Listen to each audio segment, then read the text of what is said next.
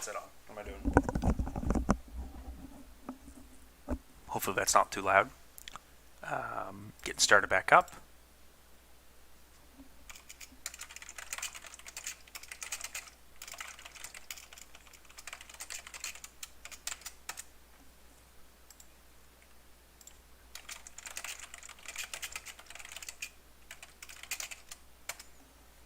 Hopefully going live, ending it, and going live again didn't mess anything up. But anyways, we're back. We met all of the members of the expedition. I already went through my decks a little bit in the unboxing video. Probably should have put that part in the unboxing video, but I mean, hey, I'm doing it live. It's the first time I've done a lot of stuff with live cards before. I really appreciate you tuning in. If you didn't see the unboxing stuff, you should probably go read it. I read through all the prologue. Pretty substantial prologue. Pretty substantial Scenario 1 introduction. Look at this. Boom, all this stuff here to read. We're playing on Standard. I haven't really assembled the stuff yet, so there might be a bit of time before the actual scenario play starts up. So, take a quick drink of water. We'll carry on with Scenario 1 nice and depth. I'm just going to double check that the stream is working. It's probably going to feed back for a second. Yeah, okay. It's working, and I don't need to double check that.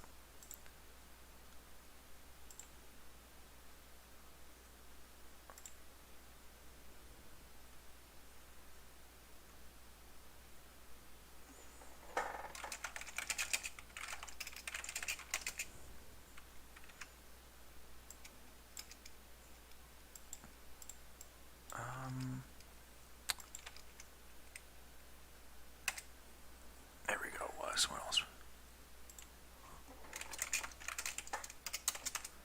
Yeah, some people are saying, yeah, I'm not really going to watch this scenario. That's fine. If you don't want to watch the scenario, that's up to you, right? If you're here watching now, or if you're watching on the VOD, I do appreciate it. But I understand why a lot of people wouldn't want to watch this live if they don't have it themselves. A lot of people love blind stuff. For me, if I wasn't recording this right now, I'd be thumbing through all this reading it. I can't help myself. It's just the way that I am. It's the way I'm wired. I'm like that with every type of media. I go on Wikipedia and I read summaries and I read synopses on websites to see if something's worth my time. And it's probably a bit of a problem, but I tend to think of it not as one because I don't find it ruins my enjoyment of stuff. But yeah, if I wasn't playing this right now and streaming it specifically, I probably already would have thumbed through all this and read most of it. So this is about as blind of an experience as I can get on something. Scenario 1, Ice and Death. Excuse me. It has been a long 8 weeks since you left Boston, and not without its toil. The Theodosia followed much of the same route as its predecessors. I'm going to lower my chair a little bit. Yeah, it's live? Alright, great. Glad to hear it. Yeah, I needed to lower my chair a little bit there. My back's hurting a little bit. You might hear some squeakies from my chair. Sorry. The Theodosia followed much the same route as its predecessors, the Arkham and the Miskatonic, first sailing southward along the east coast and through the Panama Canal before venturing towards the Antarctic Circle. As the weather grew steadily colder, icebergs became more and more of a problem for the ship to navigate. But with the crew's expertise and the logs of the previous captains who made the same journey, you make good time. Soon enough, you spy the mist-covered peaks of Mounts Erebus and Terror ahead, marking the site of Ross Island, near the ice shelf that will serve as the expedition's landing spot. As you approach the coast, Dr. Kensler and the rest of the team meet aboard the deck of the Theodosia to discuss your plans. We use the same breeches buoy system as before to unload supplies onto the ice shelf. Excuse me. She explains. Mr. Fredericks, Mr. Ellsworth, and Mr. Claypool, you'll be taking one of our smaller boats to the shelf to find us a landing zone. Mrs. Takata, once you have a camp up and running, those airplanes are your first priority. Mr. Ashavak, I expect those sledges to help move supplies from the landing to camp. As soon as we reach the ice shelf, there's going to be a lot of work to get done in a short time.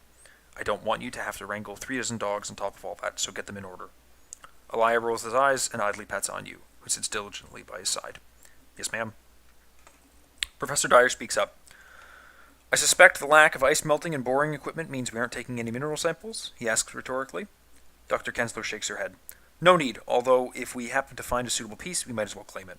That said, our mission is solely to corroborate the findings you made with Danforth and to bring back more evidence of this ancient species, these elder things, as you dubbed them.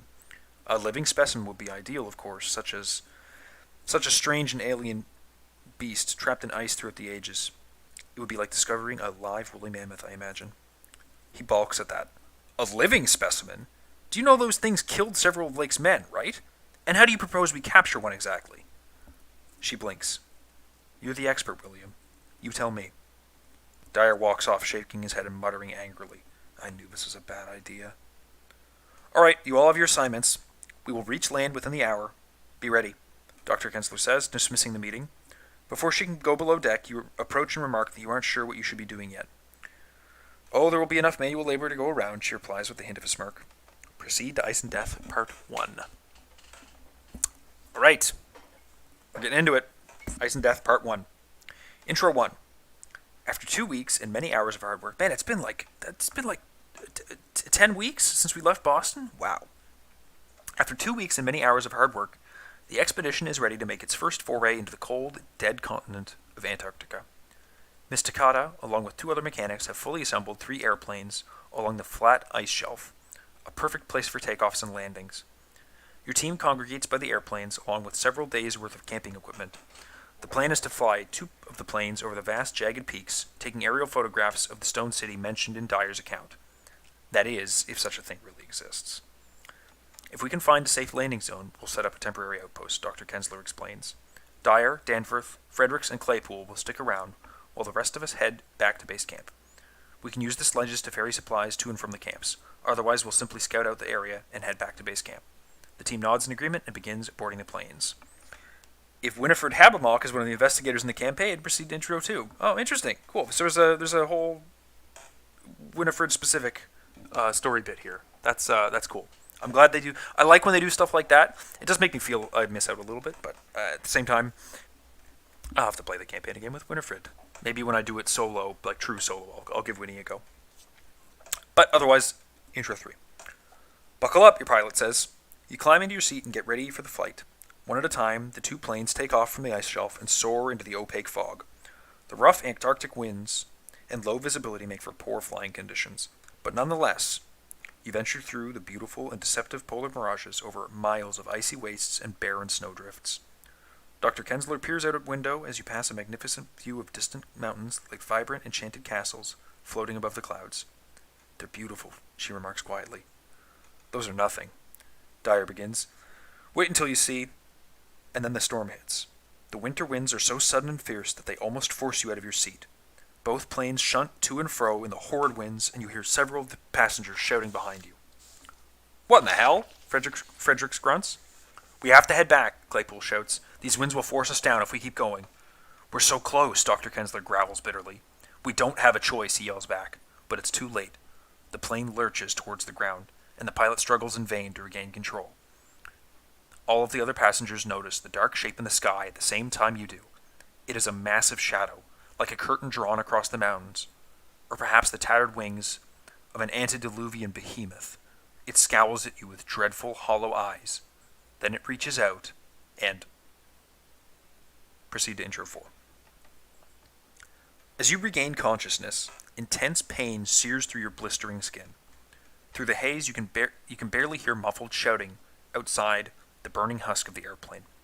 Somebody grips your arm, pulls you from the wreckage, and hurls you into the soft snow. More shouts erupt all around you. There's another! Quickly! Grab my hand! You rise to your feet with a world of effort. Miraculously, you are only bruised and winded. Most of the other team members are similarly unharmed, except... Gather the 9-story assets from the expedition team encounter set, shuffle them, and choose one of them at random. The chosen character was killed in the plane crash. In the expedition team section of the campaign log, cross off their name, record in the campaign log, character's name was killed in the plane crash. Oh my god. Alright, let's see who it is. Come on, folks. Oh my god. This is what I do to myself. I almost dropped one. There we go. Alright, who do you think it's going to be? Taking bets, anyone? This will need more coffee, I feel. Be right back. Yeah. I'm thinking the same thing, to be honest. I had a massive cup. Do I have my cup with me? If you already walked away, that's fine, but I've got this massive, huge, like, look at this thing. It's bigger than my fucking head. Anyways, it's like 2 full cups of coffee, and I had one of those at 7, and it's, what time is it, 10:30 now, so, yeah, I guess it makes sense that I'm a little tired. Find and read the passage in the next column that corresponds to the character killed in the plane crash, then proceed to set up. Oh, dear. Oh, dear. I'm kind of delaying it. Can't stick around. I hope you enjoy and good luck. Thanks, MJ. Appreciate it.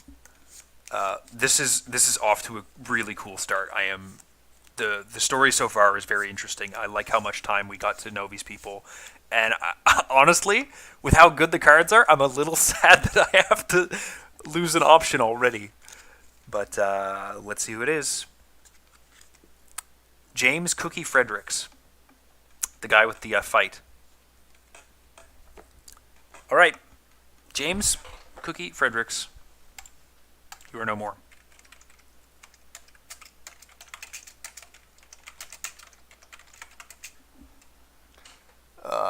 Was killed in the plane crash. And now we have to go find his story thing. If James Cookie Fredericks was killed in the plane crash, Claypool and Ellsworth kneel over Cookie's mangled corpse. He was a good man, Claypool utters at last. Ellsworth nods. Despite his many attempts to fool us otherwise, he adds. Claypool risks the slightest of smiles, though you can tell his lip is quivering. The two stay silent for some time before Dr. Kensler interrupts their mourning. I'm sorry, but we have to get moving. Let them grieve, would you? Elia interjects, but despite the situation, both of the explorers stand and snap to attention. No, she's right, Claypool says. Cookie wouldn't want us to dawdle. He'd be the first person telling everyone to keep moving. Whew. Investigator setup. Each investigator may choose one available member of the expedition team who is not crossed off to join them. Put the story asset for the chosen character in a play in that investigator's play area. These story assets can be found in the expedition team encounter set. Oh, you know what? I was supposed to do...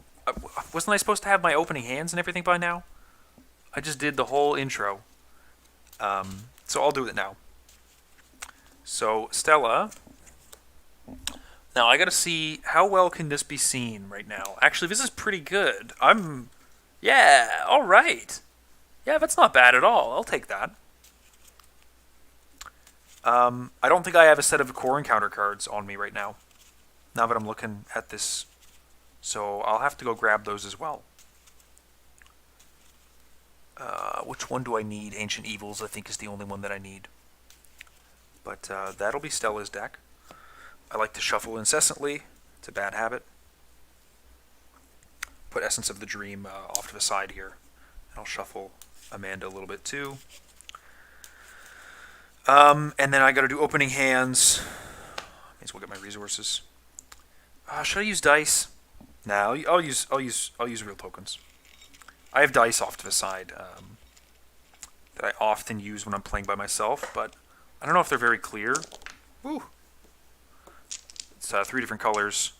Clues, health and sanity, and also doom, but I also use these for doom sometimes, just to count up a little bit more. But and these for resources. But I'll use the real tokens, just for a bit of extra clarity.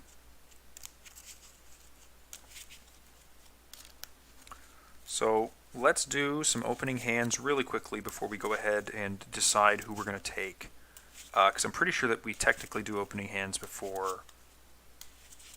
I don't know, investigator setup might mean something else. I don't know for sure. I guess maybe it said.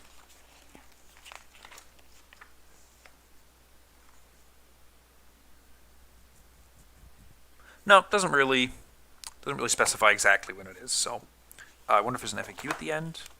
Probably not. Probably not anything specific enough to answer that, right? Achievement list, design notes. No FAQ. That's fine. We'll just we'll do our opening hands first, and then we'll decide who we want to take. And if that was cheating, then it's cheating. Oops. What can you do? All right, Amanda. 1, 2, 3, 4, 5. Stella. 1, 2. My deck is upside down from what I wanted it to be. 3, 4, 5. So I just saw the bottom card. That was not very smart of me. So she's got Take Heart, Scrounge, Mysterious Raven, Live and Learn, and Emergency Cash. And Amanda has Dream Enhancing Serum, 2 Unexpected Courage, and Knife, and a Shortcut. Okay, so those are some opening hands. I think Shortcut I'm not going to need right away. I'm only going to need 1 Unexpected Courage. You don't have a weapon, and I think I'll keep the Knife as a backup. I'm definitely keeping the Take Heart, because that is really good acceleration at the start of the scenario. But I do not need a Scrounge now, and to be frank, I think I can pretty safely do like that and be fine. Because I just need to get assets instead. Old Keyring, Resourceful, neither rain nor snow. Okay, well, bit of an awkward hand on Stella, but fine. That's that. Shuffled back in. It's a fine hand. Like Old Keyring. Getting an Old Keyring early is really nice. And a Resourceful is good enough to do some evades. We've got a Unexpected Courage over on Amanda that she can toss over. Neither rain nor snow. You know, you can pass stuff. 2 extras. Practice makes perfect, and another Shortcut. Alright, that's good. PMP is going to be really useful early on. That'll grab me pretty much whatever I want, I think. Especially with a Dream Enhancing Serum. I like to see that. So I'll get that Knife into play early, and then I'll have a combat solution for a while. Yeah, cool. So, let's look at the guys here. I don't think I need the Evade guy. Elia is kind of meh. Has it told me to do the Tech Elite thing? Oh no, it's in here. Okay. Is it? I don't know. When does it tell you to do that, actually? What does this say again? They're shuffled together to form a special Tekelili deck during the setup. If one of these cards is added to an investigator's deck, it becomes part of the deck and stays with that from scenario to scenario. Okay, so they don't necessarily go in right off the bat. So let's not bring Danforth with us right off the bat. This lets us deal with treacheries on locations. That might be good. So we'll put him in the maybe pile. Dr. Amy might be really good to have. We'll put that in the maybe pile. I don't think healing is necessarily something we need right off the bat. We really don't need money that much. We don't need healing that much. And we can cancel the -1s from the Frost token. Well, I think I'm going to be taking these two. Rolled and Dr. Amy Kensler. A couple of really big investigates and a little bit of deck tuning will be really handy. And I think canceling these treacheries will be good. Plus, that's a decent amount of extra... What do you say? Extra health and soak between the two of them for each of the investigators that I chose. So I think that's going to work out okay. So that's who we're going to pick. But who are we going to put them with? That's a good question. So I'm going to put my hand right there. I'm going to put my hand right there. This will be a tight spot to play in. I have not played my physical cards in a really long time. I might be a little out of practice. So gather all the cards in the following encounter sets. Ice and Death. Now that was up to here. 0 visibility. Whoops. Didn't mean to do that. The Crash. Yep, that's them. Creatures in the Ice. Now, I don't think that's any more of this stuff. No, it's not that set at all. It's not that set either. Okay, so that's the end of it there. So we've got 2 of our sets that we need. So I guess we're going to be going into the rest of these, eh? So Creatures in the Ice. It's a little scary spider. Ooh, that's a big encounter set. The Antarctic Wind. Sorry, this is Deadly Weather, I guess. Not that one. Ice Shaft. What is this called? Hazards of the Antarctic.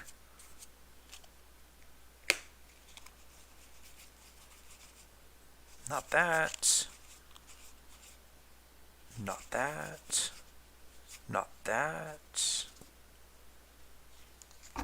Not that.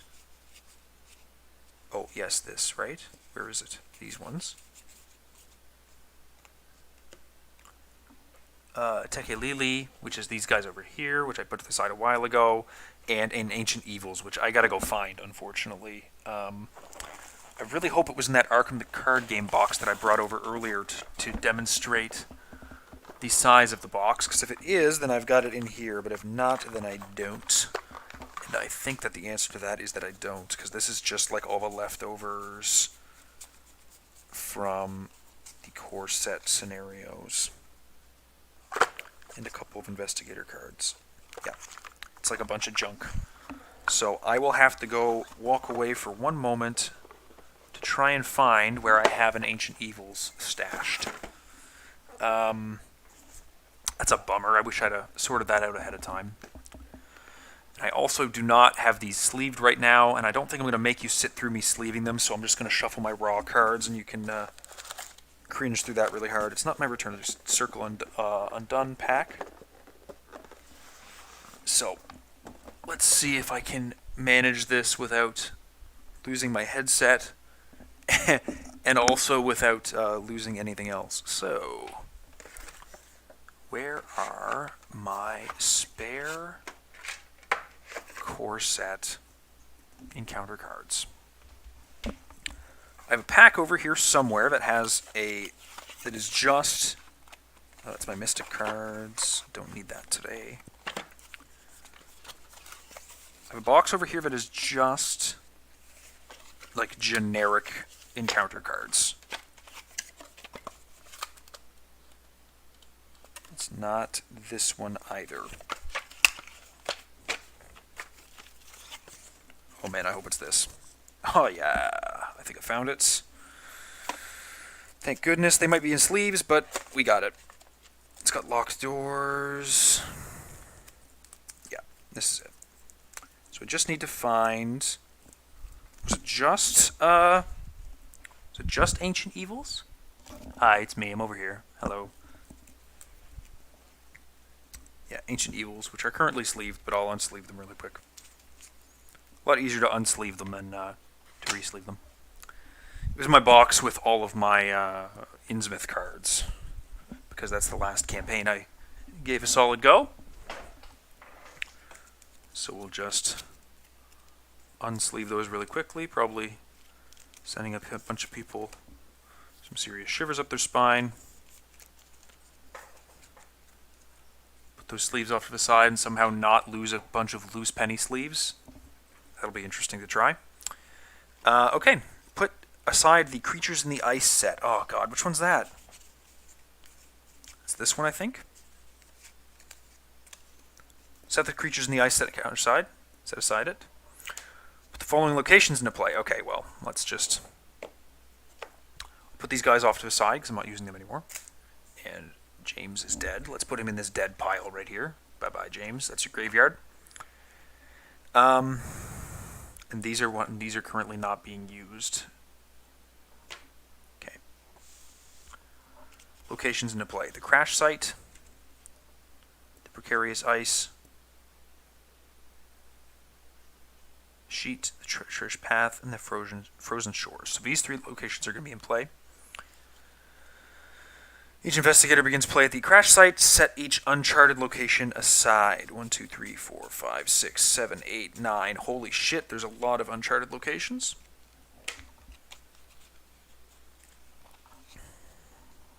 Set each skittering nonsense enemy aside out of play. Set each Terror of the Stars enemy outside out of play.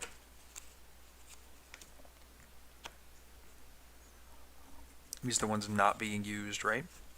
Yeah, those are the ones not currently being used.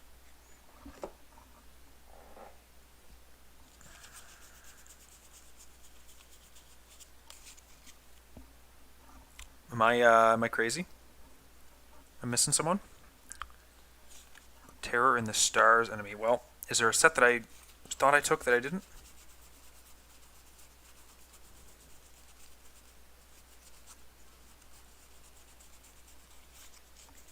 Did I already put them aside?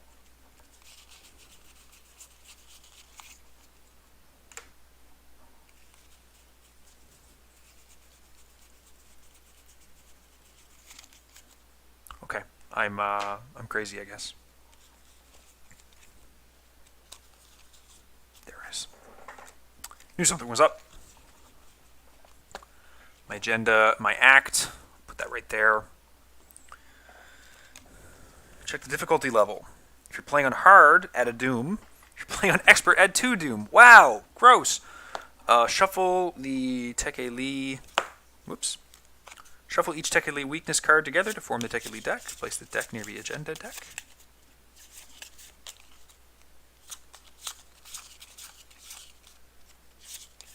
So there's no enemies for a bit. I just took all the enemies out of that. That's nice to know.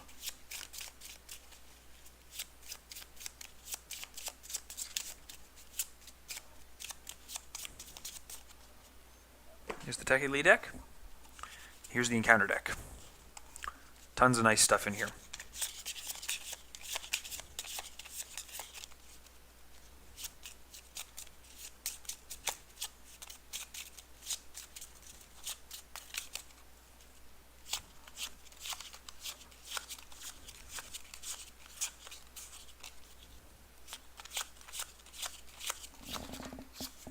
No shivers until you shuffle. Yep. That's the bad one. Try to do this one where you like have 2 piles and you drag one from the top and bottom at the same time. It's not perfect, but it like kind of randomizes them a bit. It's not great. I don't like it that much, but it's better than riffle shuffling them. Bear cards. Only problem is, and I don't know if this is going to come through in the video, but I can tell exactly where my ancient evils are. So I might have no option but to, yeah, I think that's showing through. You can see them, right? Maybe you can't see it in great detail, but you can see where that ripple is on the back edge and one in the middle. And I can tell exactly where those are. So I might have to sleeve these. I might not have any choice. So, oh God, I hope to Christ I have enough for this scenario. This is all I got left. 3 that my ancient evils were in. Whoops. Sticky note. So yeah. Get to enjoy me shuffling these. I won't do locations. Don't really need to. But I need to sleeve these. Because that will bother me enough that I'll be agitated about it. Oh, what am I doing? I'm sure that I can do a better method. Gotta be able to do a better method. I guess this is the sacrifice I make with making an unboxing video, right? Is that I can't have things pre-sleeved, right? But we'll try to make it as quick and oh boy. I'll try to make it as slow and painful for you as possible to maximize the harm inflicted upon you as the viewer. I think this is more than enough sleeves. I don't know why I was worried about that. This is like a pack of 100. And this scenario does not have 100, even from the stuff that I've taken out. So I could sleeve the locations if I wanted to, but I don't really want to. Because I want to get playing.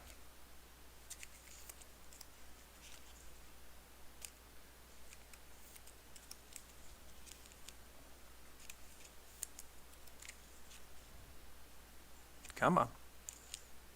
Come on, beautiful. Did I have that upside down somehow?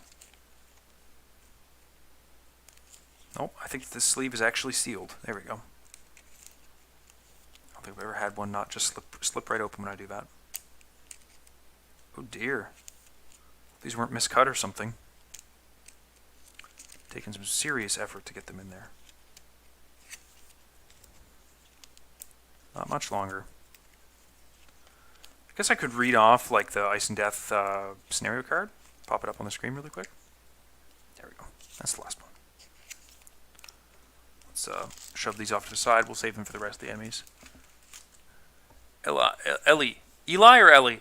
I knew a guy in university that his name was spelled like that, but it was actually pronounced Ellie. Yeah, no, I mean, thank you, appreciate it. I hope you enjoy if you choose to continue to watch. I understand that a lot of people probably don't want to because they prefer that unspoiled experience, but you know, it is what it is. So, oh yeah, that's beautiful. That's a lot better, isn't it? Hopefully that'll won't peel the skin off you. Watching me shuffle. Oh, it's so glossy, so smooth. Nice fresh ones too.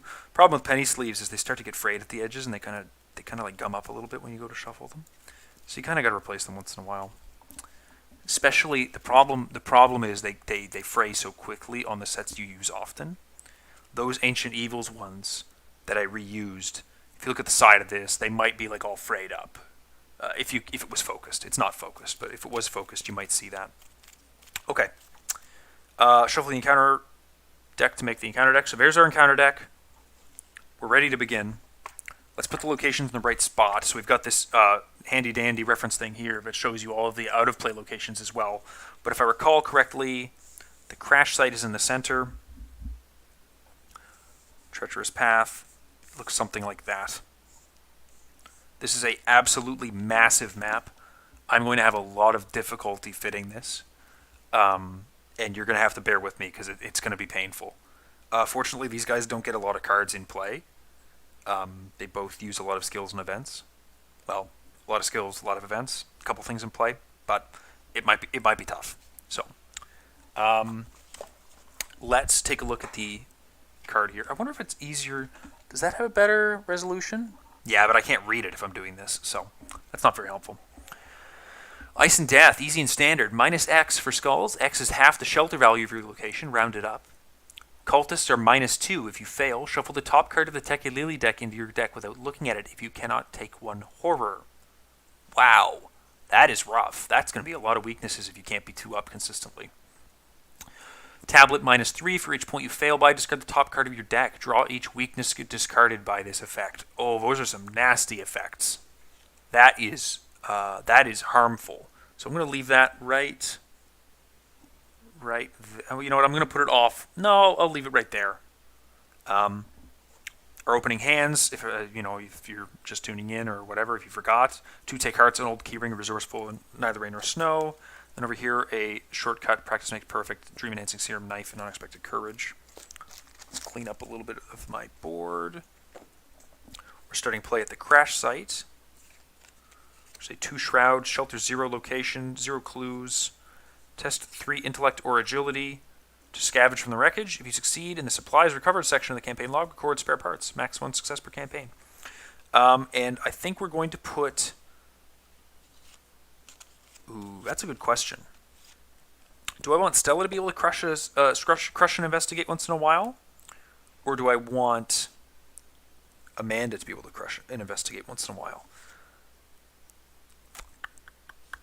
That's a good question. I think with Stella having ways to deal horror to herself, I'm going to put Amy, Dr. Kensler with her, and I'm going to put Raoul Ellsworth with Amanda.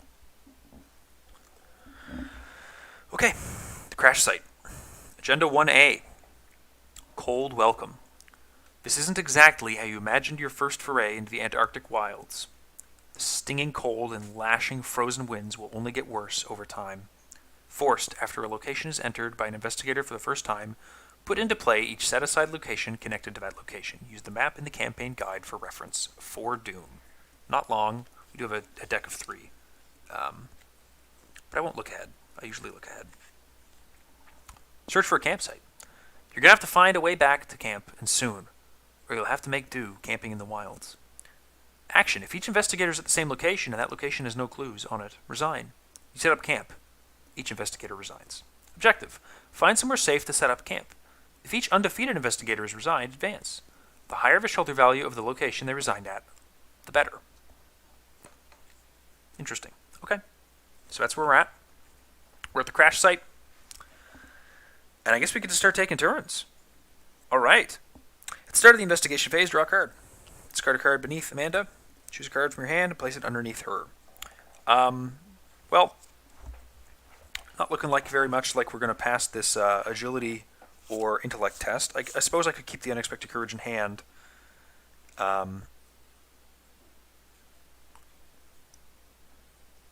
to think. Obviously, I need the overpowers to stay, so let's toss an unexpected courage underneath her. And then we need to choose what to do first. Stella can just do a throwaway agility test on this to try and get that wreckage salvaged, and then we can get moving. She could also play her old key ring pretty early. I wouldn't want to commit to take heart into that agility test because I have a pretty decent chance of passing it at that rate. But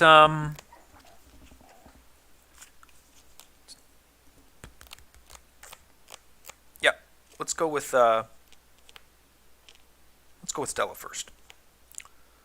Stella's going to use her first action to try out that agility test. And she's just going to try it 4 against 3. She'll get her action back if she fails. And we might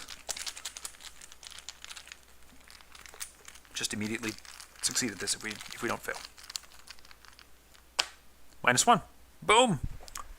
If you succeed in the supplies recovered section of the campaign log, record spare parts. Supplies recovered.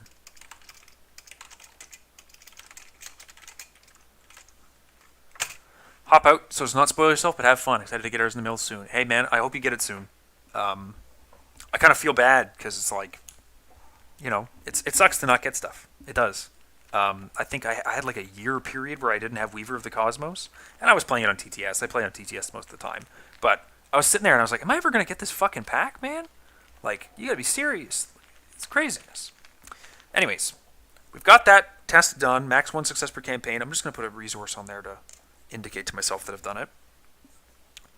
I'm going to go ahead and second action take a move because I think that I would rather try out and investigate and maybe fail and get an extra action later rather than play something and then do that after the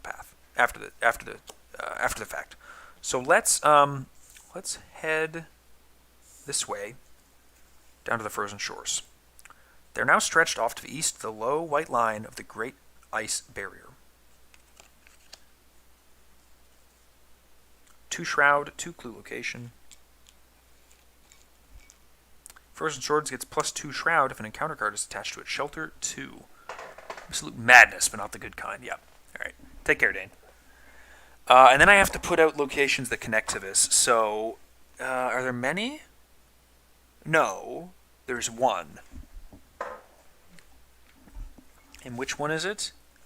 It is the Broad Snow Drifts. Now, keep in mind, I don't have my connections drawn out or anything, but this is connected to all of these, and this is connected like that as well. So all of these are currently interconnected with each other in like a triangle square thing, right? But the Broad Snow Drifts is right underneath. As an additional cost for you to enter this location, investigators at your location must spend 2 clues as a group. Okay. It is what it is. Test, move. We're going to do an investigate again, just to see if we can get a clue. Never hurts to push your luck if you draw a 0. I could get that technically weaknesses, but, I mean, Stella, right? What else am I supposed to do? I guess I could use my secrets off of Amy, which, by the way, I should load up my secrets. I have 3 on her. 4, 5 on him. But if I fail, I guess the point is if I use a base 5, I'm far less likely to fail to get my action back, and I don't have to use one if I do succeed, right? Do you see what I'm saying? That's the whole trick of Stella. So we're going to go with even, and we just get the clue. Easy, right? No fails, but we just get the clue. Fine. Perfectly fine. Amanda is going to have a largely different turn because she's going to play her Dream Enhancing Serum, number 1. A knife. And I guess we're kind of wasting this unexpected courage if we don't use like a shortcut to go catch up with someone. But at the same time, I need cards in hand, so I'm just going to go... Actually, you know what? I'm going to draw a card. Vicious Blow. Okay. 3 actions on Amanda, 3 actions on Stella. All done. Upkeep phase. 1/1. Her Dream Diary. Oh, that's great to see early. Nice. Love that. Absolutely love that. Then 1 and 1. But look what I found. Sweet. Okay. Off to a good start for clues. Decent fight capability with an overpowering Vicious Blow in hand. 1 Doom on the Cold Welcome. I might give this 1 little extra shuffle, just to be super certain. Like I said, I like to shuffle a little obsessively. What can you do?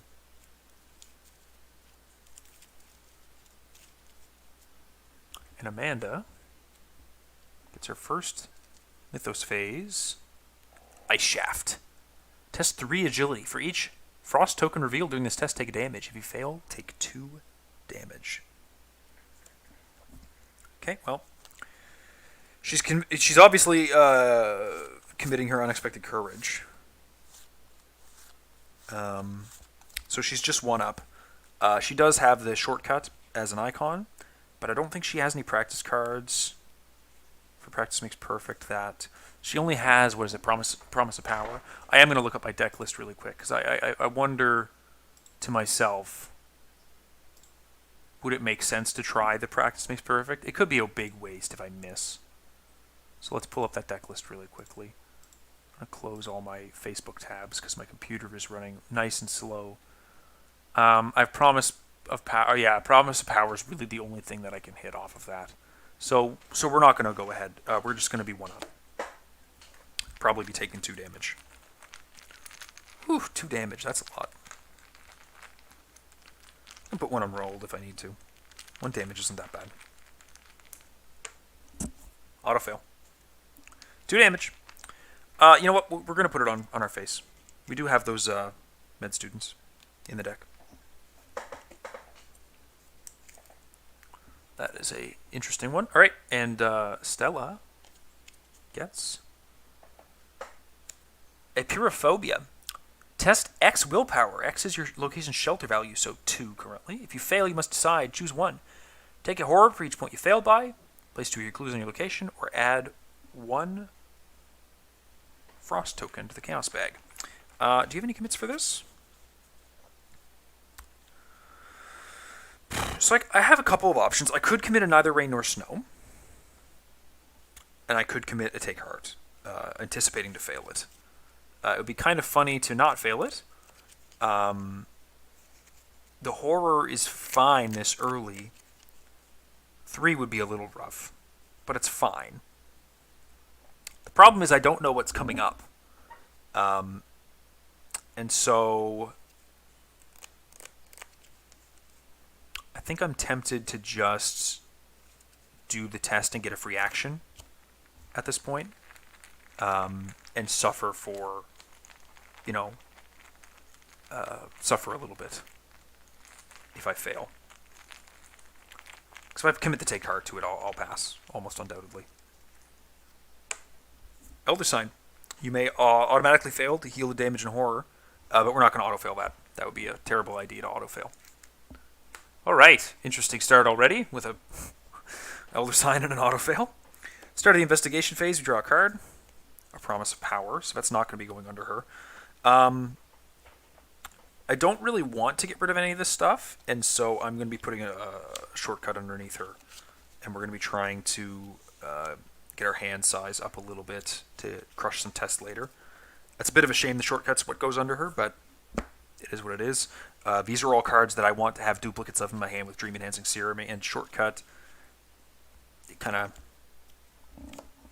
I don't know. Doesn't make the cut. So, Stella does not have her 3 actions. I think we want to get this clue off of the frozen shores as soon as we can. So, we're going to take an investigate, but we are going to commit a take heart to this one.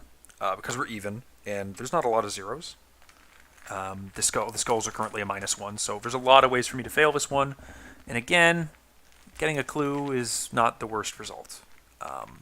I would prefer to get 2 cards and 2 resources and an action back, though. Elder Sign. I'm going to auto-fail that. And draw 2 cards. Mariner's Compass and a Meat Cleaver. Nice. Gain 2 resources. No damage on her, though. Nothing to heal. So, let's take a moment. Second action, we're going to go ahead and play that Meat Cleaver. For 1, 2, 3.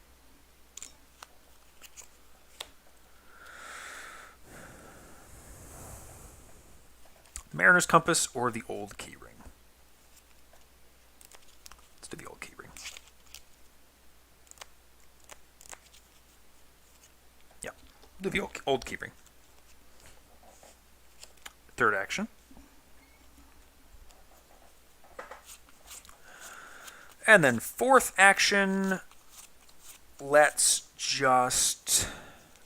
I could just get the clue. I think that's fine. Do I want a resourceful take heart back? Or do I need something a little more useful than that? It is a lot of acceleration. Yeah, let's investigate with an old keyring, and I'll toss a resourceful into it to get that take heart back. So we're going to be, 2 against whatever, right? 2 against 2. There's no encounter cards attached here. So we're feeling pretty comfy. -2, that's successful. We'll take this take heart back into our hand. The last clue off the frozen shores, and we can now, as an additional cost, investigators may spend 2 clues as a group to move into the Broad Snowdrifts location. That's pretty cool. Okay, cool. So that's Stella. Amanda, on the other hand, I do kind of want to just get this Dream Diary into play, but I also really need to get some procs up my Dream Enhancing Serum to make sure that I have cards in hand to keep my hand size active. So I'm going to take my first action to be a draw card, a medical student. There it is. I'm going to... So I'm just going to double check the connections. The only thing this is currently connected to is the Frozen Shores directly. Okay. I'm going to take another draw action for a Dream Enhancing Serum. Ooh, I think I'm saving my money for to get my other Dream Enhancing Serum into play. And to that effect, maybe we head up to one of those other ones and get some more things revealed, some more options. No, you know what? Yeah, we're going to head up to the Precarious Ice Sheet. 4 Shroud, 2 clue location. Reaction. When you draw a Hazard Treachery at the Precarious Ice Sheet, add a Frost token to the Chaos Bag, cancel the card's effects, and discard it. Group limit once per round. A 2 Shelter, 4 Shroud, 2 clue location. And I need to add another location into play, which is the Icy Wastes, I believe. Same deal, Glacier Uncharted. As an additional cost for you to enter this location, investigators at your group must spend 2 clues. Okay. So she's there. Draw, move. So that's her. We ready up. We draw a card. Magnifying glass. Get a resource. We draw a card. Another Rain or Snow. And get a resource. Get another Doom on the agenda. And we'll do our encounter card for Amanda. Through the Ice. Attached to the nearest location without a copy of Through the Ice attached. It is a hazard. As an additional cost for you to enter or leave the attached location, except by a scenario card effect, test 2 agility. If you fail, cancel the effects of the move, take 1 damage and 1 horror, and discard Through the Ice. Okay. I could add a frost token to get rid of that, but I don't think I'm going to. That sounds quite awful. So we might just stick around there for a while. Enter or leave. You might be taking that test. And then Stella. Polar Mirage. Attached to the nearest location with at least one clue and without a copy of Polar Mirage. Okay, well, that's there. After you discover or take control of one or more clues at the attached location, discard each non-weakness card in your hand. Discard Polar Mirage. That's a terror. Wow, that sucks. Fuck that. That's brutal. Discard each non-weakness card in your hand.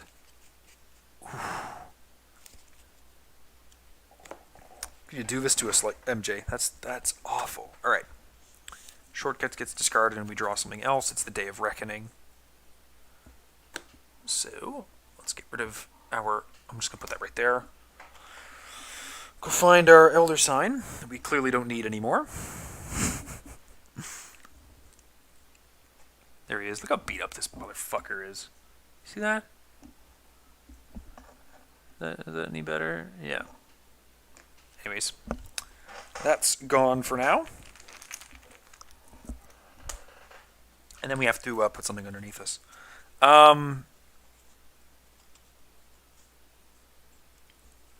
Ouch. It's a bit of a bummer. I don't really want to put any of these underneath me right now. Practice Makes Perfect is a ton of value. But there's no enemies. So if it's like digging for my Overpower and Vicious Blow, it's just not happening. But right now it could also dig for a Deduction or a Perception, which I kind of really need. The Medical Student, taking a bit of damage, could be useful. Let's put the Practice Makes Perfect underneath her. Don't love it, but I don't hate it. It seems tough. Okay, so now the question is, how the hell do I deal with that? 'Cause I got a lot of cards in both my hands, and I don't want to lose them. Losing 2 Take Hearts and 2 Neither Rain Nor Snows. So we basically can't investigate that location for a little while. So, to that end, what I might do, I did get a clue with this gold keyring. That's gone. Is head up and check out that treacherous path. Someone's going to have to fail this agility test. So maybe it's going to be Stella so that Amanda doesn't have to. Is that the idea? She's definitely failing that if she goes in. Sorry, Amanda's definitely failing it because she's not going to pass that.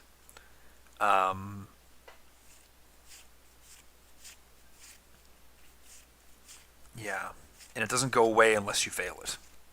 Okay, interesting.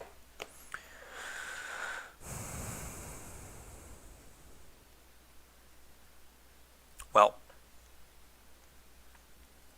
let's get going into these broad snowdrifts, I think. I think Amanda can afford to take a damage in horror. She needs to. Yep. We'll go ahead with Stella first. We'll head to the broad snowdrift, spending our 2 clues. 1 shroud, 4 shelter, 4 clues. He's one of these nice fancy 3 clue tokens. When you successfully investigate broad snowdrifts, add a frost token to the chaos bag. Discover 3 additional clues at broad snowdrifts. Group limit once per game. Shelter 4. Now I do need to add a couple of other locations into the mix. So let's see what we got. We've got the snow graves, which is even underneath it. Good God! Look at this map.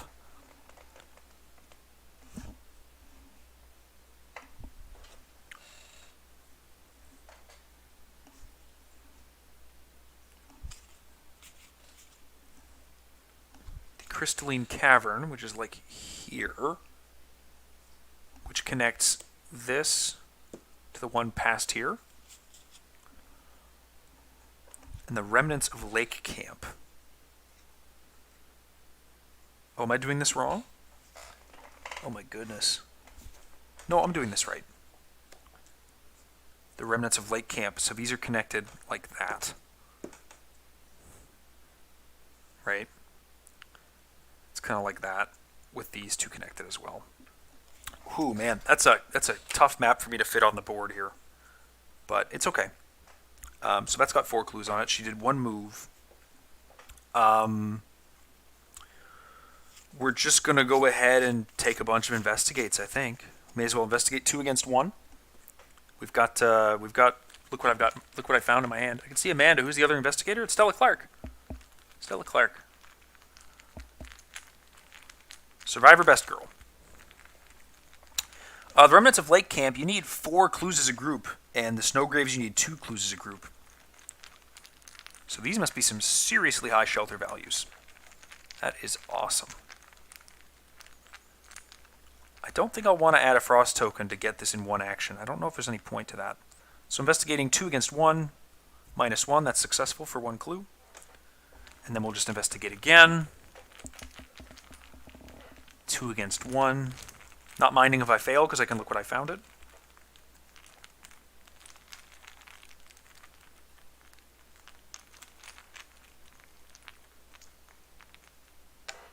-1. Okay, well, we just get 1. So we'll make change. 1, 2, 3. Okay, cool. That's Stella's turn. Didn't get a lot done there. Amanda. I guess my question is, am I going to be playing this Dream Diary, or am I going to be playing the Dream Enhancing Serum? I feel like I take the Dream Diary and try and crush a test at some point. I just don't know how I get that done. I guess the Promise of Power can solve the Dream Diary for me. But then I have to discard my whole hand, because all I can do right now is that Investigate. I do have that Agility test for leaving. So that's an option. But if I don't pass, the medical student I might need out for some cash to heal up. So I think what we're going to do... Yeah, you know what we're going to do? We're gonna hang tight. We're going to spend 3 resources for another Dream Enhancing Serum. First action. I did forget about Ellsworth as well, so I can actually leave here with the Through the Ice, or I can grab the clues using him. Choosing a treachery attached to any location and treating the text boxes if it were blank. So that's an option. But we'll do the 1 Dream Enhancing Serum. We'll draw a card. An Overpower. Okay, so I reveal my 2 Overpowers, and I get 2 card draws for my Dream Enhancing Serums. Practice makes perfect. Whispers from the Deep. And so that's going to get attached to me in a minute.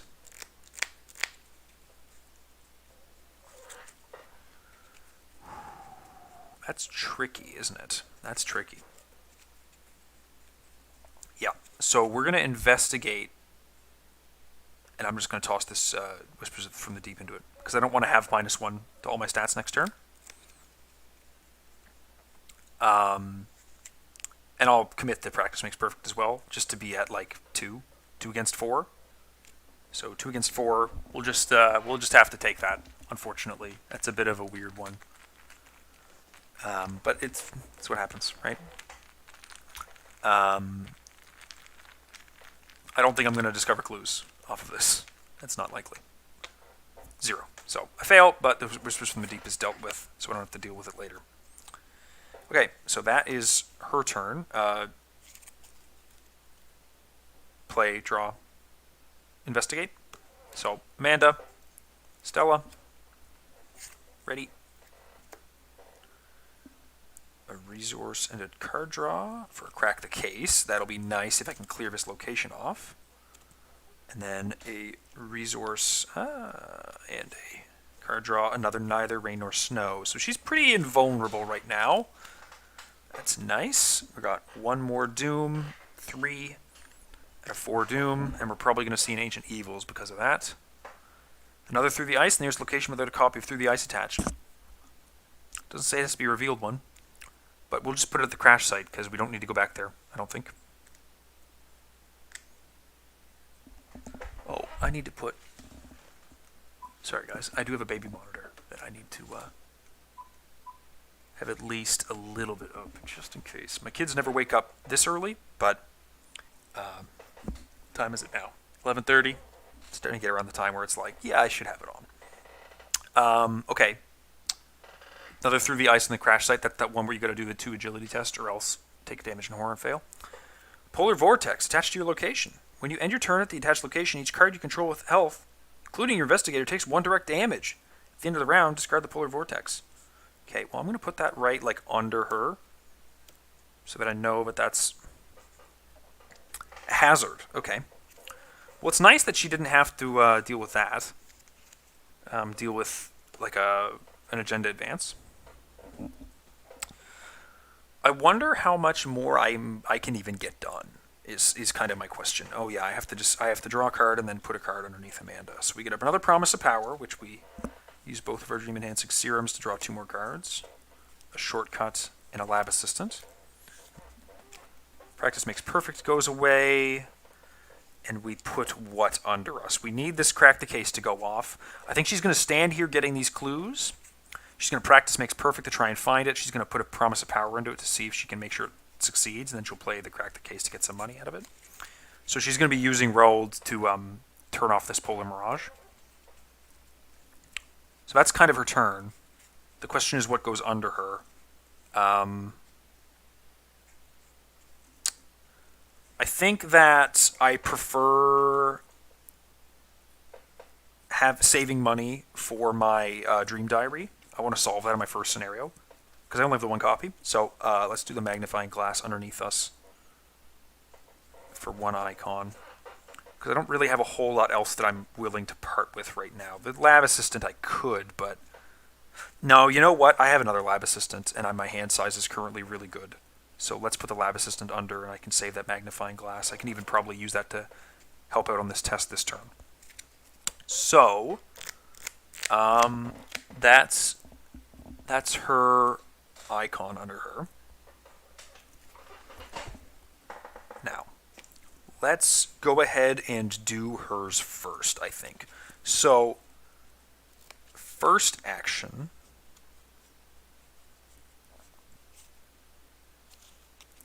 we're going to go ahead and investigate the location. We're going to use one of Raoul's supplies, so Rolleds, one of Ellsworth's supplies, to choose a treachery attached to my location, which is going to be the Polar Mirage. Excuse me. Its text box is blank for the remainder of the turn. We're investigating here.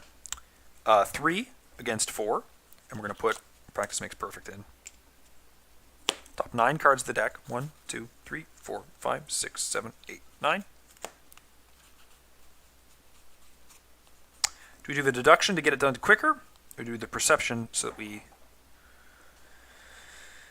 get it done even more reliably? I think we put in the deduction rather than the perception. Committing that to the test. If this is successful, then we get to add it to our hand instead of discarding it, which is always nice.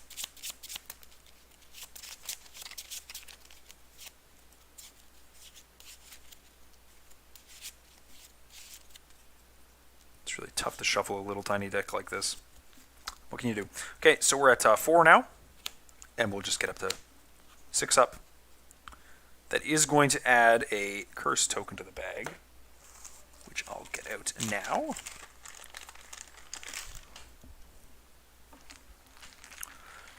So we're investigating 8 against 4 with a single curse and a single frost token in the bag, kind of junking up the odds.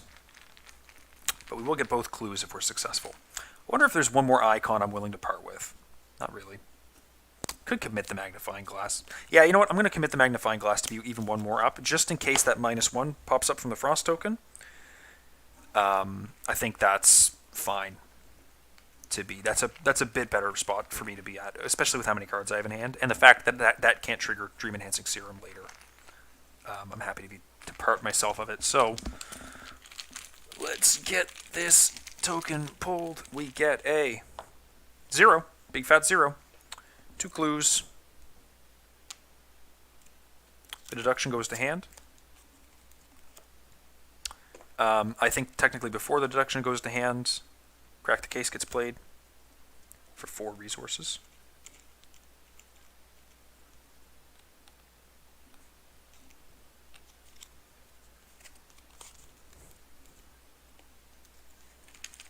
Then that goes to hand. So that's action 1.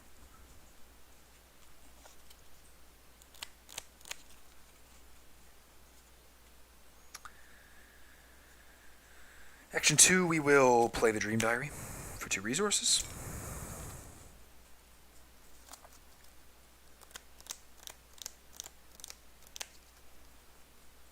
You know what? Action 3, we'll shove that to our hand.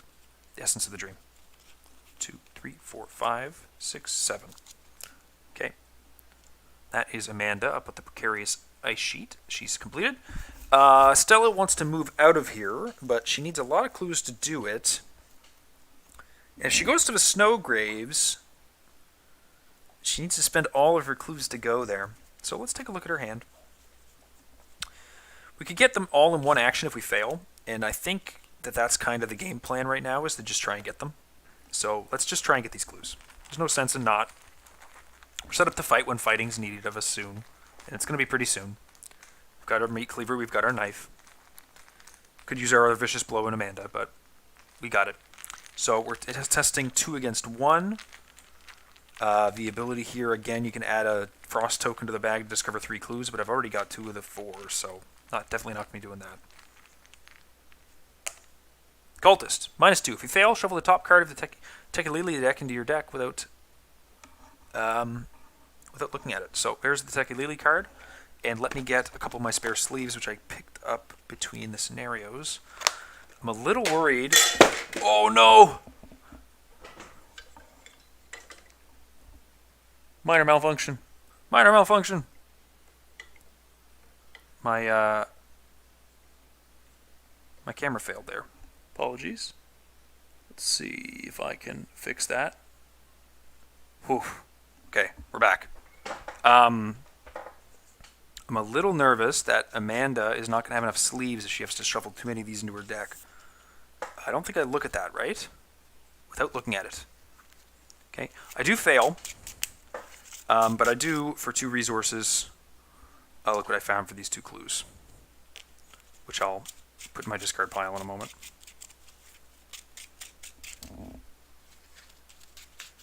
That put me in a position. Is it Amanda and Stella that I'm running? Yep. Yep. Hey, Chris. Thanks for dropping by. I appreciate it. So I just pulled the Cultist. I don't know if you saw the play or not, but I pulled the Cultist token, which is currently -2, and if you fail, you shuffle a weakness in your deck from this Tekelili deck, which is a bunch of weaknesses, all called Tekelili, that have various effects that I shuffled at the start of the scenario and put up here by my agendas. But I did get to play my Look What I Found, so I get the last clues I need off of the Broad Snowdrifts. The question is, do I go meet up with Amanda so that she can deal with this Polar Mirage? Or do I head into Snowgraves? And I think that right now we're like kind of self-sufficient enough that I want to go meet up with her and check out the new spot. But I do kind of want to see what the Snowgraves is, right? So just to recap, my only objective right now is to find shelter. And the higher shelter value I can find, the better. So maybe I want to head to this Remnants of Lake camp that I need 8 clues to enter, right? I don't know if I want to spend all these clues. That might be rough. That might be a really tough thing to do. So anyways, that's action 1, and I have 3 actions remaining because I failed. I can go 2, 3, do that test, and see if I can take the damage and horror instead of Amanda. And then I can go open the Icy Wastes. I can do all that in 1 turn. And I think I am going to do that, actually. I'm going to go meet up with her. So we're going to go 1, 2. As an additional cost to move, we have to test 2 agility for my base 4.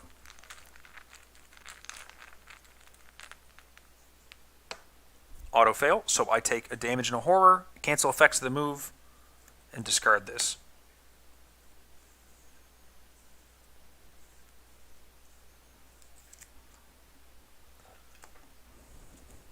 So it was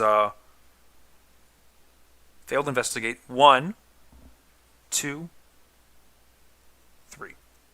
So I'm back with Amanda. That's as far as I get. That's okay. All right. We ready up? We ready up? We ready up? We gain a resource and a card for Amanda. It's an unexpected courage, which we've already seen one of. We're at 1, 2, 3, 4, 5, 6, 7, 8 hand size because of Dream Enhancing Serum. So we're right at the cusp. And then we get one resource and one card for Stella, which is our track shoes, which is going to be really useful. Looking for track shoes. Always want to see that early. Super happy to see that. Doom advances. Under the ice. Hold on, come see this. One of the other team members shouts as you trudge ahead through the snow. You turn back and examine what they have found. A second set of tracks in the snow, but smaller, misshapen. Almost impossibly so. What in the hell could have made these tracks? One of your party asks. You stand dumbfounded. Very little wildlife exists out here in the frozen wastes. And these tracks match nothing you've ever seen before. Nothing you can even imagine. You don't have to question what could make these tracks for long. A shape emerges from the erupting snow, twisted and deformed, like a splotch of ink spilled from the canvas of reality. It makes a strange, almost familiar cry that is eaten by the howling wind. Lee! Lee! Then, with terrifying speed, it rushes towards you. Spawn has set aside skittering nonsense at the lead investigator's location, shovel the remainder of the set aside skittering nonsense enemies and the set aside creatures in the ice encounter set into the encounter deck.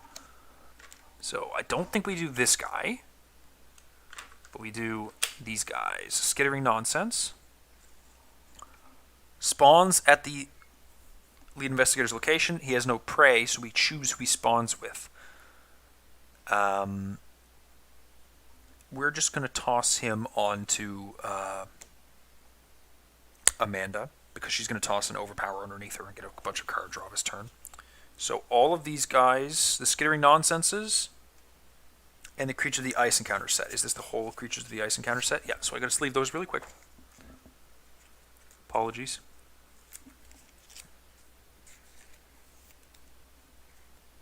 But not the discard pile. That's good to see.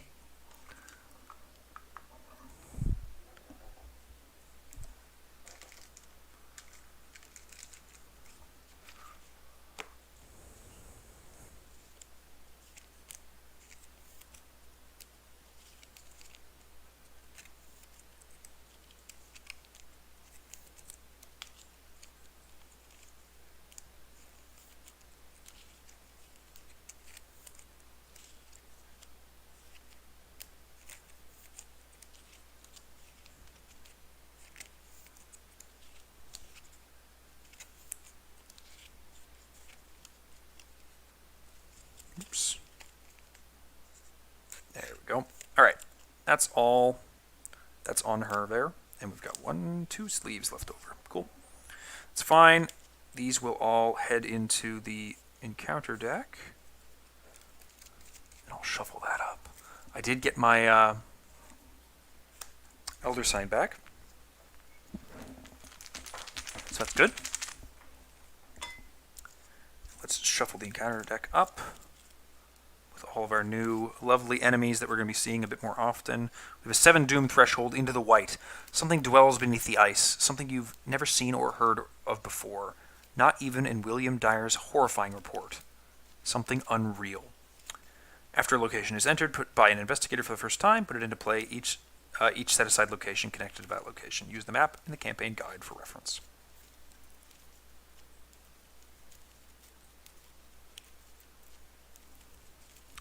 A little bit more shuffling. And then I have to do encounters, which is going to be a scary one.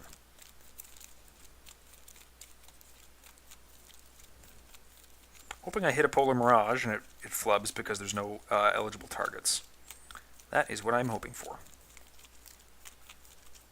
One more little shuffle. There we go. Counter card for Amanda.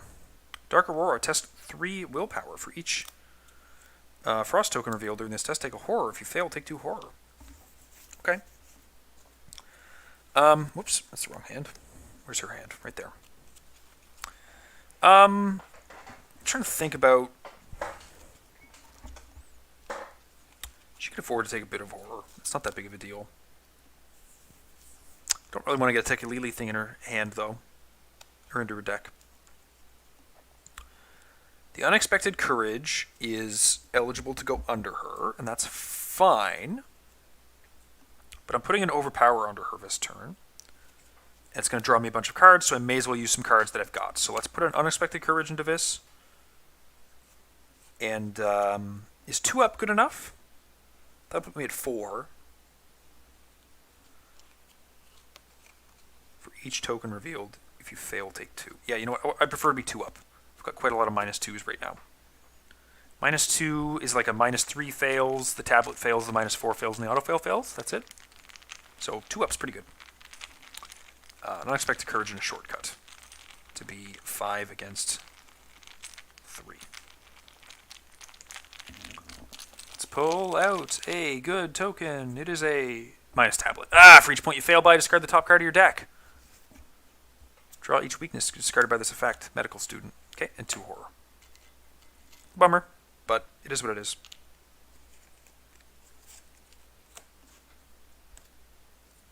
Haven't seen that frost token yet. I've still got a curse in there too. Need to be careful about that.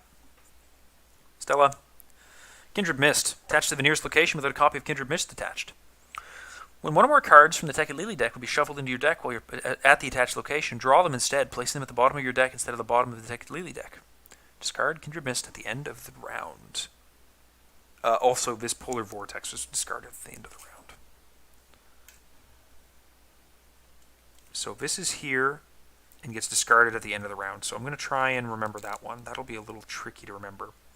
But the Polar Mist is not relevant anymore because I don't have any clues here. All right, so we got a pretty open turn then. That's not so bad. Amanda draws a card, which is a lab assistant, and then her lab assistant goes away, and then I put an Overpower underneath her. So she's going to be able to just swing at him with a knife for a while, which is kind of nice. I could do one attack with a Vicious Blow, but I'd rather get the Vicious Blow from the Dream Enhancing Serum. So we're going to be attacking with the knife twice, I believe. Yeah, we're going to attack with the knife twice.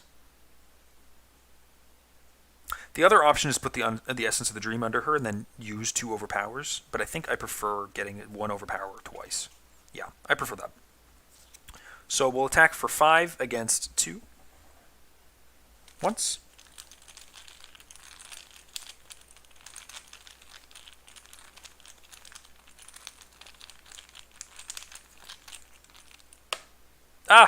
Didn't put that in.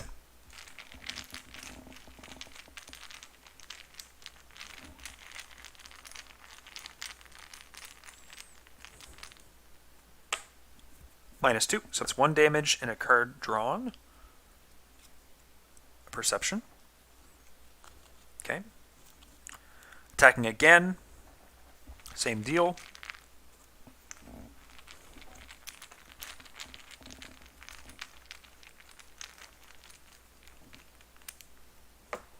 -1.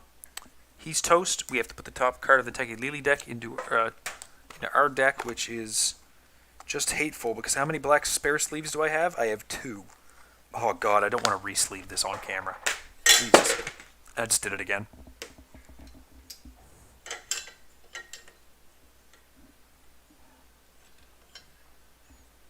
My setup is pretty busted, to be honest with you.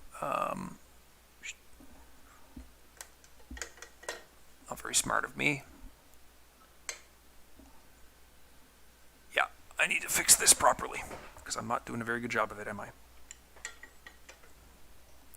Pardon for the motion sickness. It is just my camera, which is a piece of junk.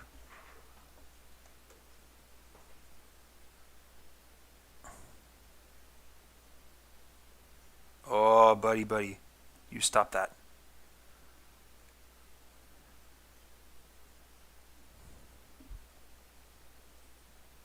Oh, come on. Please stay.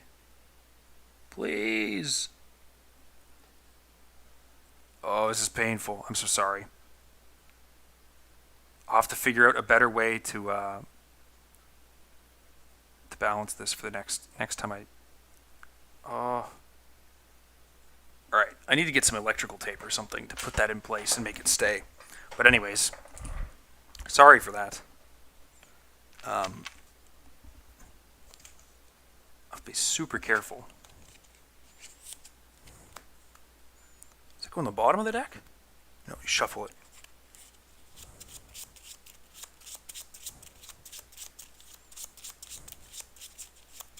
Should have put it into Stella's deck. But the whole point of her is that she can like power through her deck if she needs to.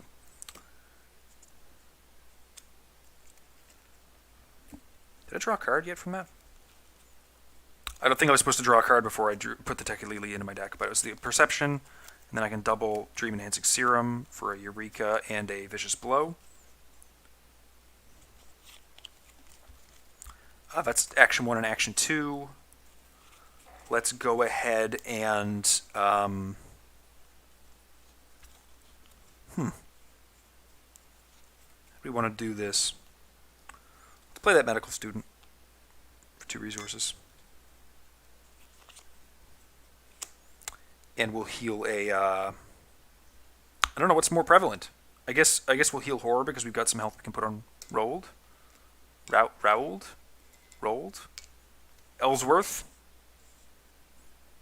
2 attacks and playing him. Okay.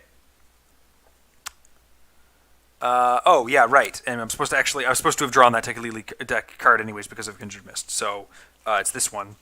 Discard an asset you control. Place Tekelili on the bottom of the Tekelili deck. So I guess I would have discarded my knife because I can punch just fine. So I didn't even need to go through all that effort of getting a sleeve out and crying. Let's take a look at this. Tekelili, Madness. Discard an asset you control, place it on the bottom of your deck. Still came that Eldritch Mocking Cry. Tekelili. Should only heal 1 damage or horror. Doesn't it heal 1 of each? Heal 1 damage and 1 horror. Oh my god, that card's way better than I thought it was. I've literally... Thank you, Chris. I've always read that as or. That is awesome. Wow. You just blew my mind, man. Jesus Christ. Alright. It's Amanda. Stella is going to first action play her track shoes.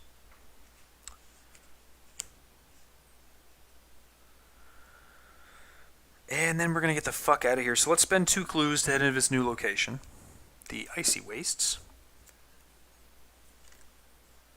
2 Shroud, 4 clue location. Treat the modifier of the first Ice Frost token revealed as a -3 instead of a -1. And then we have to put into play 2 more locations, which is a Icebreaker Landing. Nice looking ship. And also the... Is it the Barrier Camp or is it the Rocky Crags? It is the Barrier Camp, which is another camp, but this one looks pretty... Man, I can't make that refocus, can I? I don't really want to make it refocus, but anyways. It looks pretty well stocked, so I'm just going to shift these up a little bit and put that right up here, because it's kind of around like this. I'm going to actually just flash the map up again to kind of give it a feeling of where everything is right now. That's what it is. So I have I just revealed these 2, and I just walked here. So I can walk around like that. Yeah. All right. I need a bigger table, turns out. But she moves there, and there's 4 clues on it.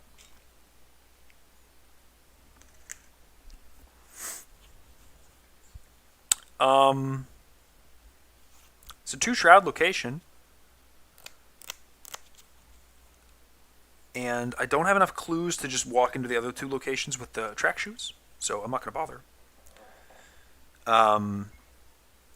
So I'm just going to start investigating. Let's use an old key ring. No, let's investigate with a take heart first, I think. So we'll be even. It's 2 against 2. Kind of hoping that I fail this one, right?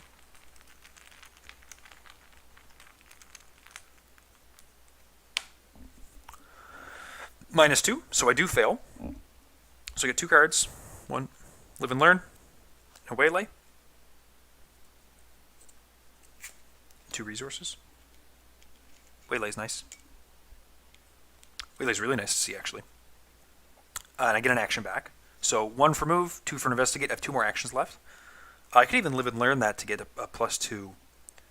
Do I want to do that, though? No, I don't think so. I think we're just going to use up our last old keyring to go for another clue.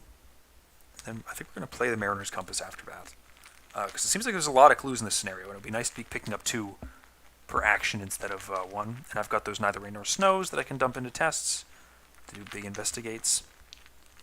So old keyring, 2 against 0, -1, that's a clue. It's not a doom. The old keyring is discarded.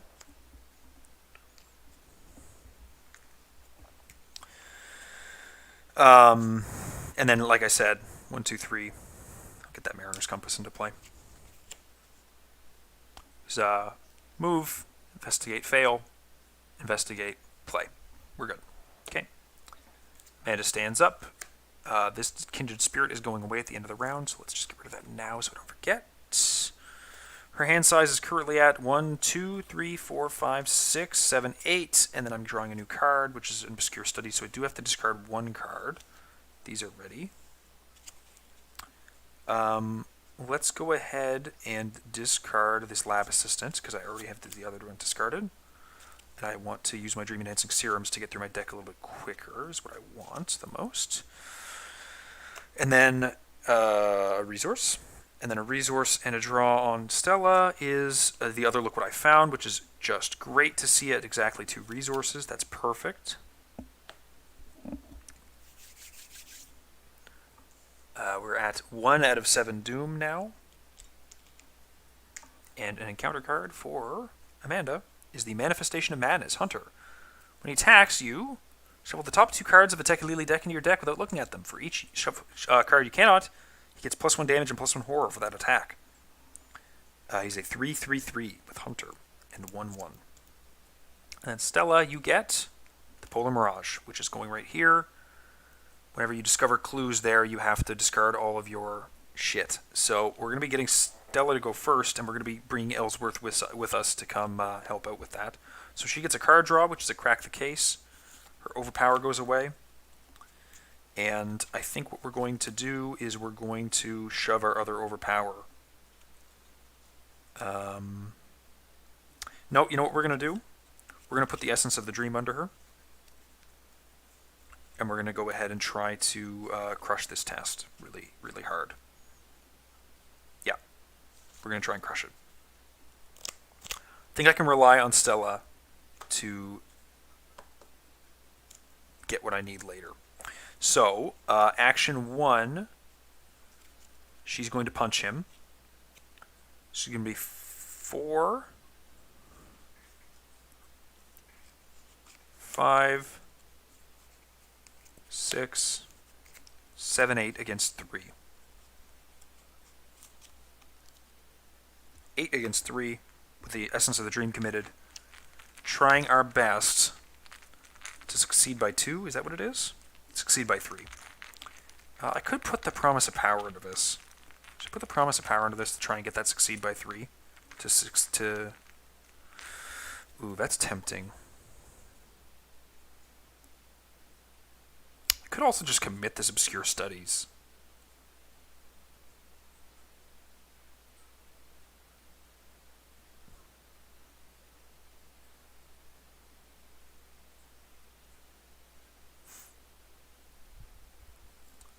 I think I'm gonna... Yep. I want to succeed by 3. I would like to get that done. That'd be nice to have done.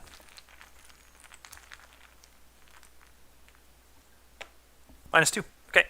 So we definitely succeed by 3. We do 3 damage to him, killing him.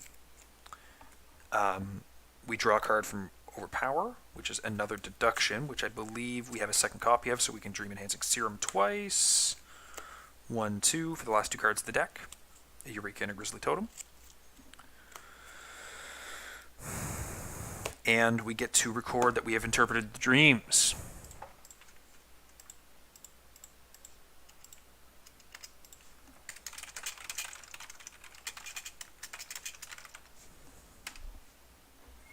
Okay, so that's really nice to have all done.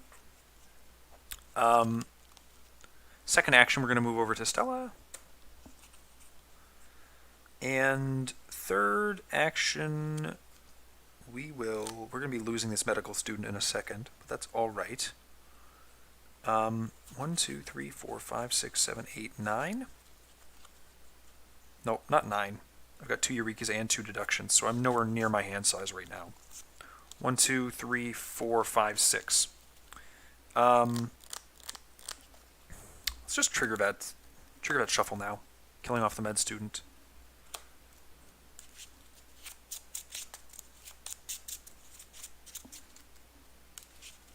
Wouldn't mind getting those lab assistants out. And the reshuffle lets me get those vicious blows back into circulation sooner, I think. The sooner I can get those back into my hand, the better. Same with the overpower. Because Meat Cleaver's fine, and Track Shoes is fine. It's decent enemy management, but it's not the best. So having the overpowers and vicious blows to support it's really important. The Obscure Study's back. Okay. So that's Amanda. Stella's turn. Okay, Roald is going to use his thing to treat the treachery as blank. So the Polar Mirage is not making it so that we, we would lose our entire hand if we do anything, basically. We're going to investigate first action, and we're just going to toss the Take Heart into it, hoping that we fail. 2 against 2.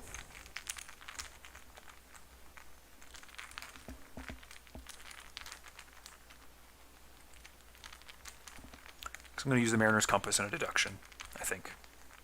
Or something like that, to get the last couple clues. -2. If you fail, shuffle the top card of the Tekulili deck into your deck without looking at it if you cannot take a horror. Well, we do have to do that. Oh dear. Let's not drop the camera again.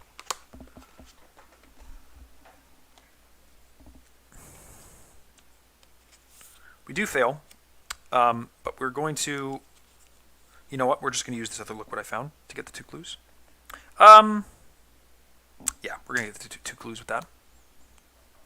So break that down into 1, 2, 3. Get our 2 resources back and 2 cards. And did I shuffle that Tekulili deck? How many do I have in here? I have 1, 2. Yeah, okay, I have 2. Okay, let's shuffle that a little more.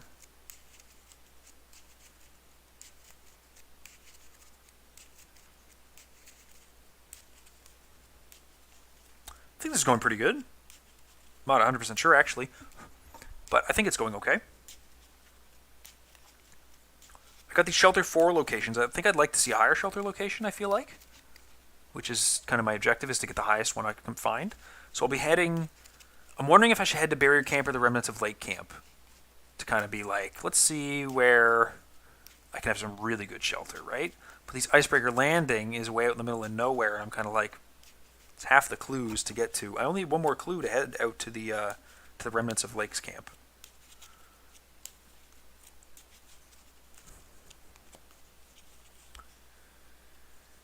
I didn't draw my 2 cards. I took my 2 resources, but I just shuffled the Tekulili in first, which is an if you fail. This is an if you fail, so I could have drawn those 2 first before the Tekulili, but I guess I didn't.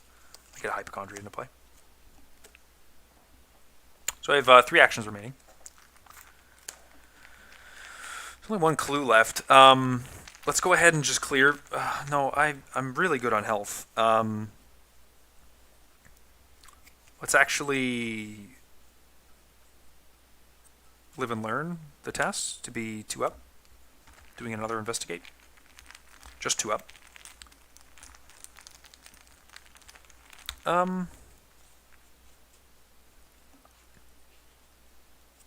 Amanda's going to shove a perception into this to be 4 up.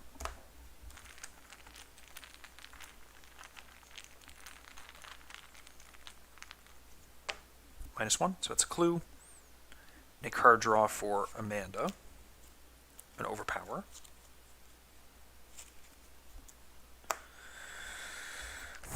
So that's action 1. Action 2. How much time am I at? I'm at an hour and a half. It's 12. It's midnight here. I think I'm going to head into the remnants of Lake Camp. So there's an additional cost for you to enter this location. Investigators at your location must spend 4 per investigator. Clues as a group. 1, 2, 3, 4, 5, 6, 7, 8. For head into the remnants of Lake Camp. Shelter 7. This has got 6 clues on it. Holy shit. Test 4 overpower combat to dig through the snow and search for supplies. If you succeed in the supplies recovered section of the campaign log, record wooden sledge. Max 1 success per campaign. Okay.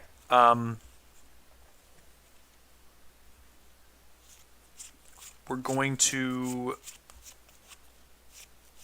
So investigate, failed, got an action back. Moved, second action. Third action, I'm going to investigate with the Mariner's Compass. Putting 2 resources into this. And committing another rain or snow. That's 7 against 3.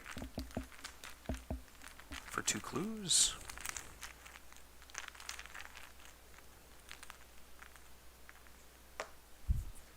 Half rounded up is a -4, so I succeed. Where the fuck did I put all those clues? Oh, I dumped them in the wrong bowl. Wonder why that happened. So 1, 2, 3. I get 2 of them. Okay. And then I have 1 action left. Don't have any money though, so I'm going to take a resource so I can do that again next turn, I think.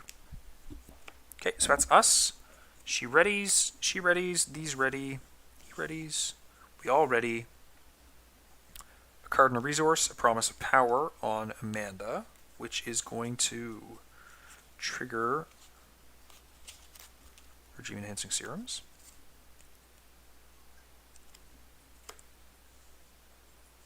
I gotta double check the timing on that. I wonder if I'm doing that right. Pretty sure I am.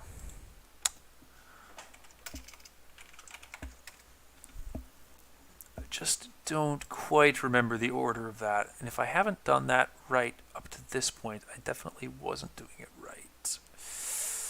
Upkeep phase. Reset actions. Upkeep phase. Flip it. Ready exhausted cards, then draw a card, gain resource. Okay. So 2 cards from my Dream Enhancing Serum is a Magnifying Glass. Very good to see in the Whispers from the Deep. Okay, that's fine, but -1 for the turn is not that big of a deal. And then 1 and 1 over here on Stella for her old key ring. That's not going to be super useful, but it is icons. Okay. Next Doom. Encounter card for Amanda. 0 visibility. Put into play in your threat area.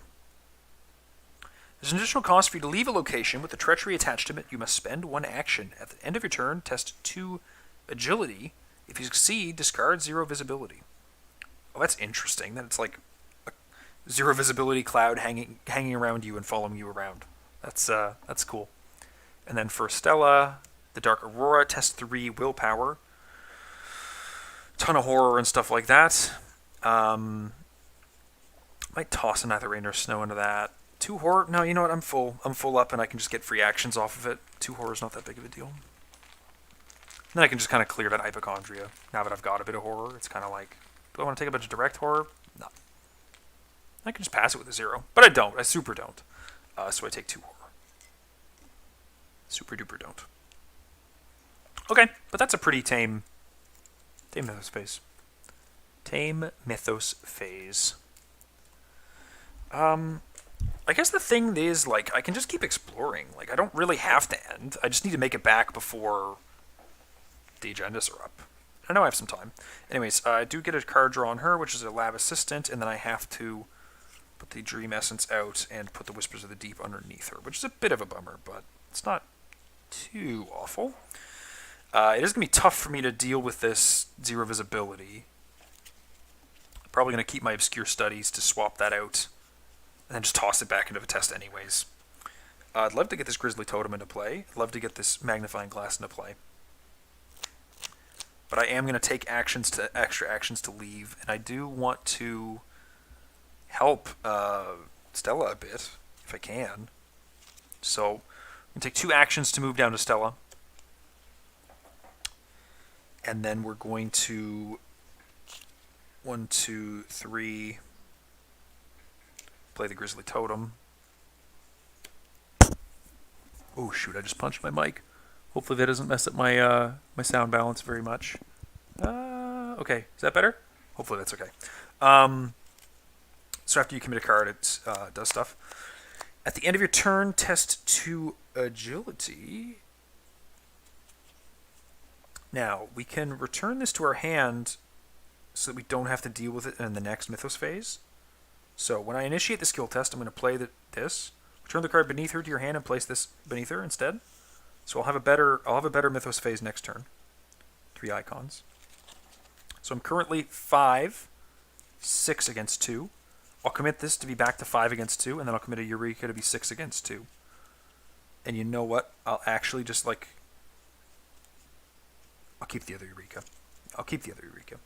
So 6 against 2.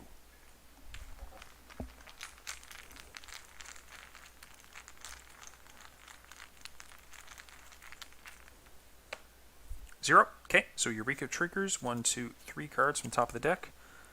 The Vicious Blow, the Unexpected Courage. Let's take the Vicious Blow. And the Day of Reckoning, which I don't want to see because I have quite a few more turns left on this Doom Clock. But 0 visibility is indeed no longer a problem for Amanda. Put the 0 back. Her turn is over. Put the Eureka and the Whispers of the Deep away. Now her hand is starting to look kind of silly, but it's okay. Not a big deal. Over on Stella, she did fail that test, so she has 4 actions right now. I think I am going to clear the Hypochondry for the first 2. So Hypochondry is bye-bye.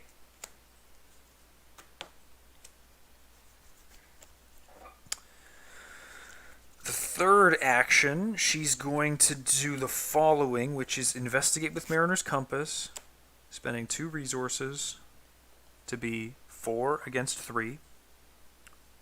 Commit a Neither Rain Nor Snow.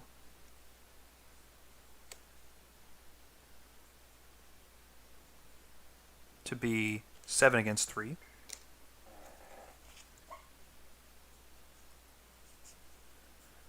And Amanda is going to commit a deduction to this, to be 8 against 3.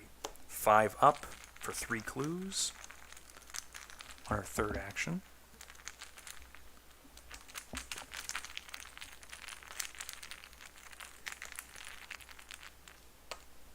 -1. 4 up still.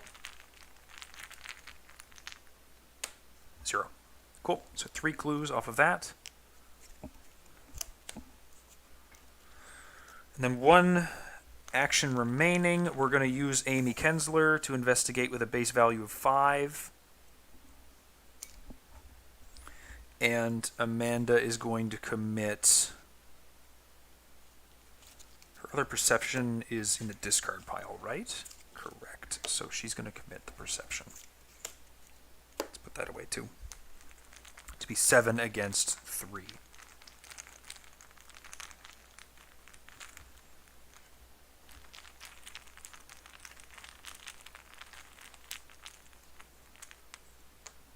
-2. It's 5 against 3.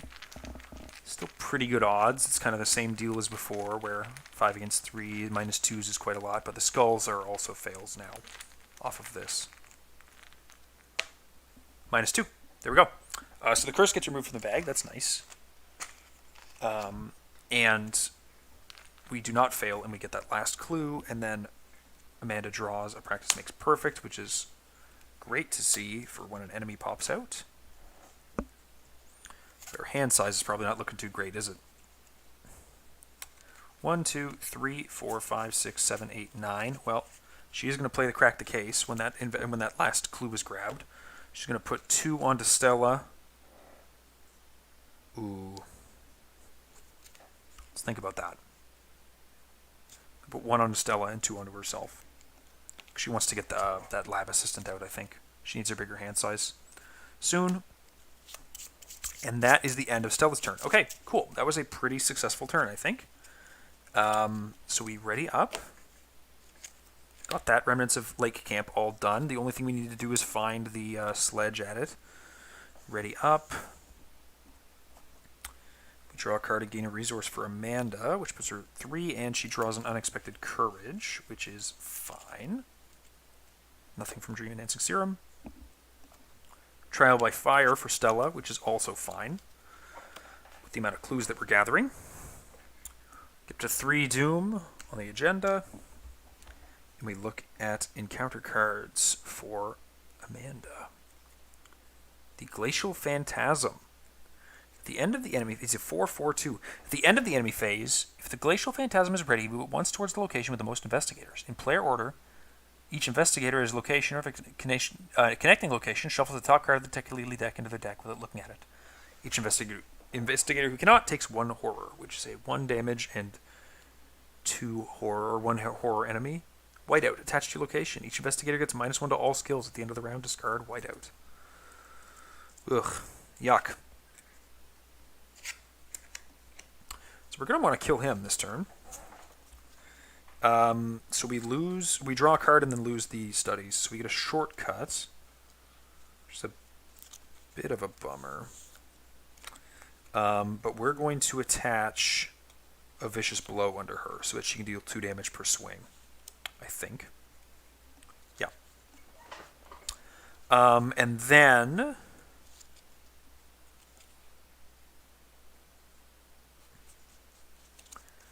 we're going to go ahead with Amanda first.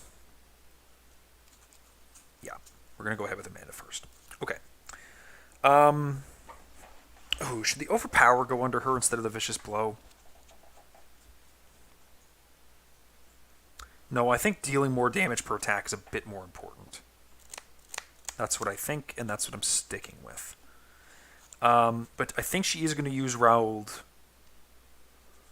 Ellsworth to remove that -1 to attack, to make this Vicious Blow a little more potent. She's going to swing at him. First action. 3, 4, 5, 6, 7, 8, 9, 10. Curse back in the bag.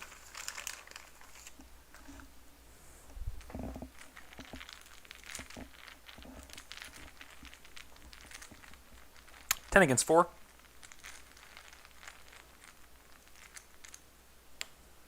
-3. That's successful. 2 damage. The Overpower draws her a card. Crack the case. Ah. Okay, so that's 1 hit. She's going to go again, and this time she's going to use Practice Make Perfect before any commits. Look at the top 9 cards of her deck. I want to make sure that I have my other Overpower in the deck. Yeah, I do. 1, 2, 3, 4, 5, 6, 7, 8, 9. All of them. Overpower gets committed.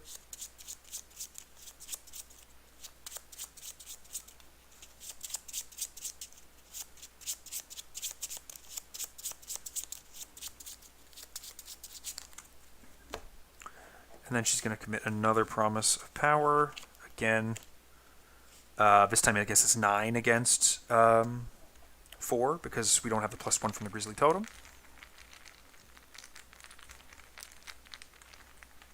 Did I forget to draw an encounter card on Stella? Oh no, it was the whiteout. Okay. Did I put a curse in, though? I did not put a curse in, right? Just the one curse? Just the one curse. That was close. Because I would not have remembered that later, I'll tell you that much. Come on. Come on, baby. There we go.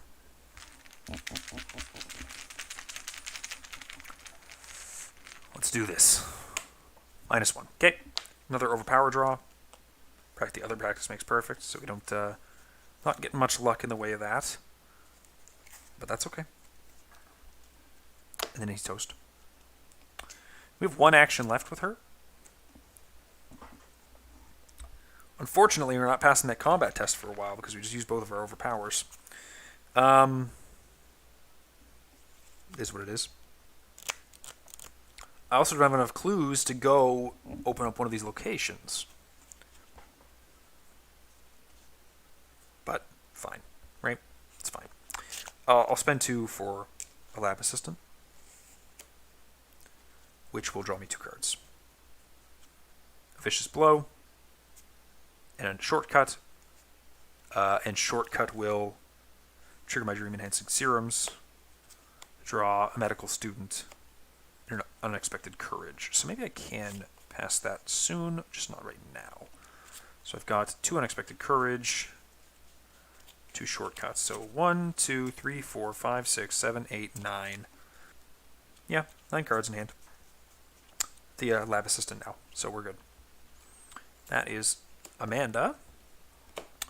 Now, I guess the question is, do I want to go explore a little bit more? Do I think there's any value in it? It'd be nice if these were VP locations. If this was a VP location, I do want to go do that.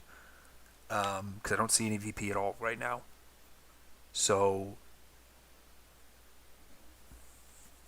I think what Stella's going to do is, right off the bat, take a move. After you move, before you engage enemies at your location, you can exhaust track shoes, testing 3 agility. If you're successful, move to a connecting location. We'll head to those snow graves if we're successful.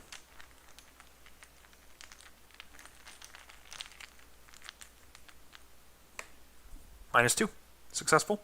So we'll spend 4 clues to head into the snow graves. Shelter 5.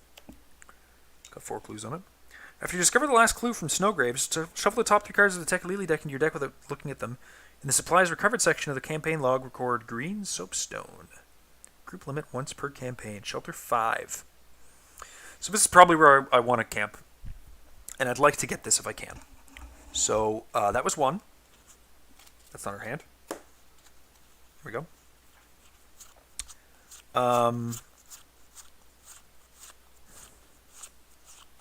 Yeah, that was 1.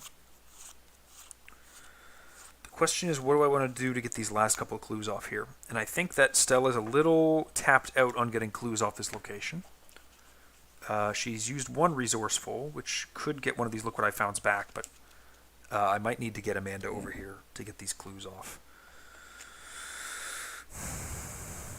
But I can get 2. I can use another big Mariner's Compass play. Does leave me in a position where Waylay's not doing anything. I'll try... oh, I forgot to use Amy's ability last time. Okay. I'm just going to look at the top card of the encounter deck now, just to say that I used her ability at some point. It's another Glacial Phantasm. Yeah, I'll discard him. Okay? Close enough, right? It's not perfect, but it's close. We'll use her again. So we're going to be investigating 5 against 3. And we'll just take that. 2 up. 2 up's good. There's a lot of curses in there. But it's good. -4. Fails. We get our action back. So move, investigate with Amy. Let's take a draw action, 3rd action. Madame! Madame! Play Madame. Let's make this a lot easier. Then we'll immediately tap her for a resource. So it was move, investigate with Amy, fail, play, draw a card, and then play Madame. Okay, that's Stella. So we go ready up.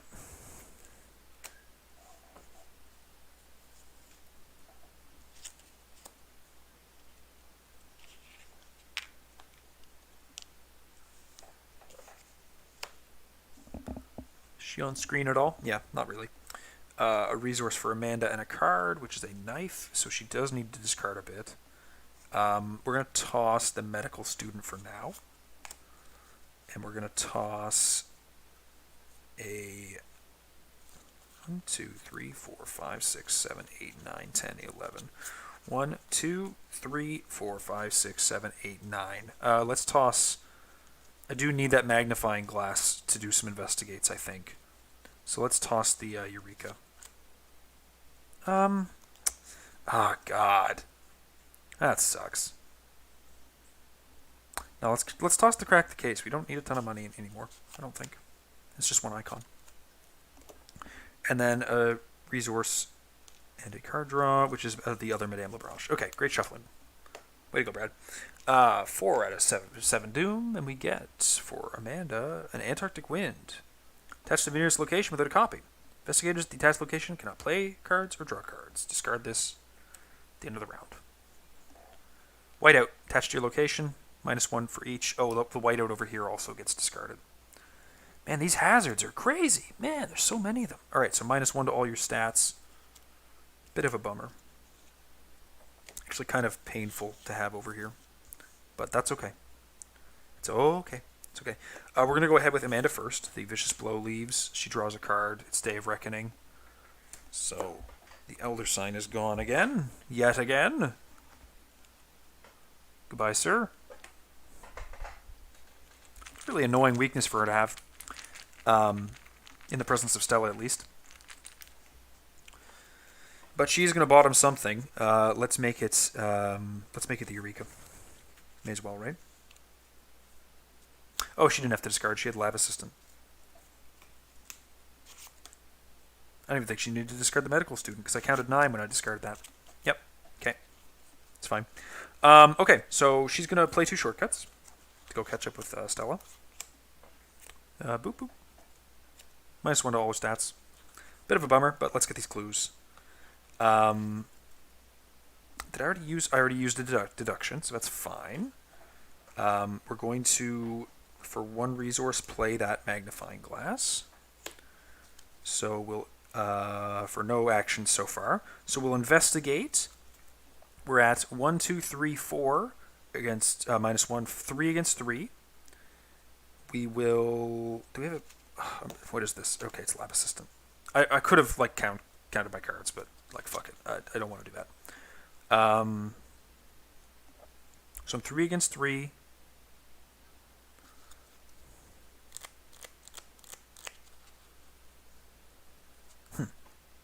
So don't even have great odds, do I? I'll do an unexpected courage and a deduction into this. That's what I will do.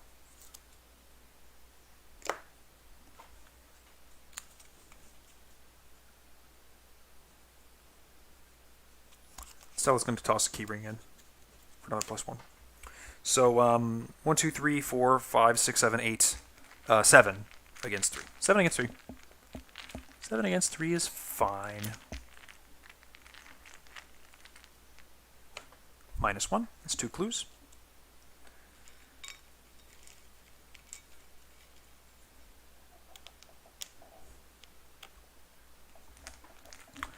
And then I don't want her to get the last ones, because I would like Stella to have these Tekalili cards, because she's going to draw them real quick. And I can probably... Oh, no, but they stay in your deck between games anyways. But, yeah, fine, whatever. Let's... Oh, and Eureka fires to get me the Lab Assistant. So that's action 1. Action 2, we're going to draw a card, which is going to put a horror on our Lab Assistant, and then we'll shuffle our deck.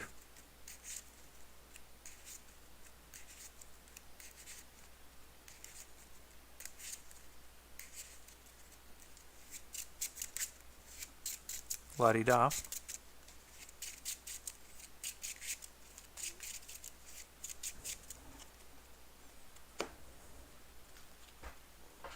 The card drawn is a deduction.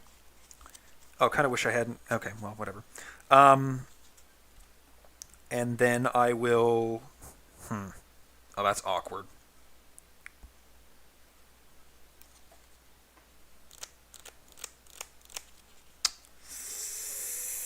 Kind of wish that hadn't happened in that order, but it's fine. I'll just take another card draw. Let Stella get them. Vicious Blow. Second Vicious Blow means I get to trigger both my Dream Enhancing Serums to get a shortcut and an Overpower. Now, do I want to move away? Ah, no, come on. Oh, God, I need to fix this.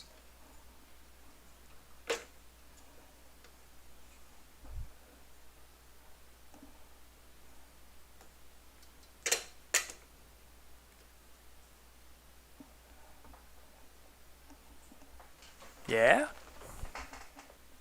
Is that upside down now? Did I swap that by accident? Fuck it. It is what it is. Sorry if that's disorienting. I'll have to figure out something more permanent.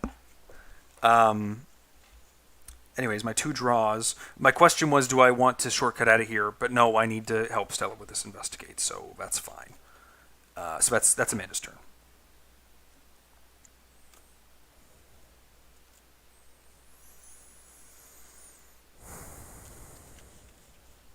Stella, what are you gonna do?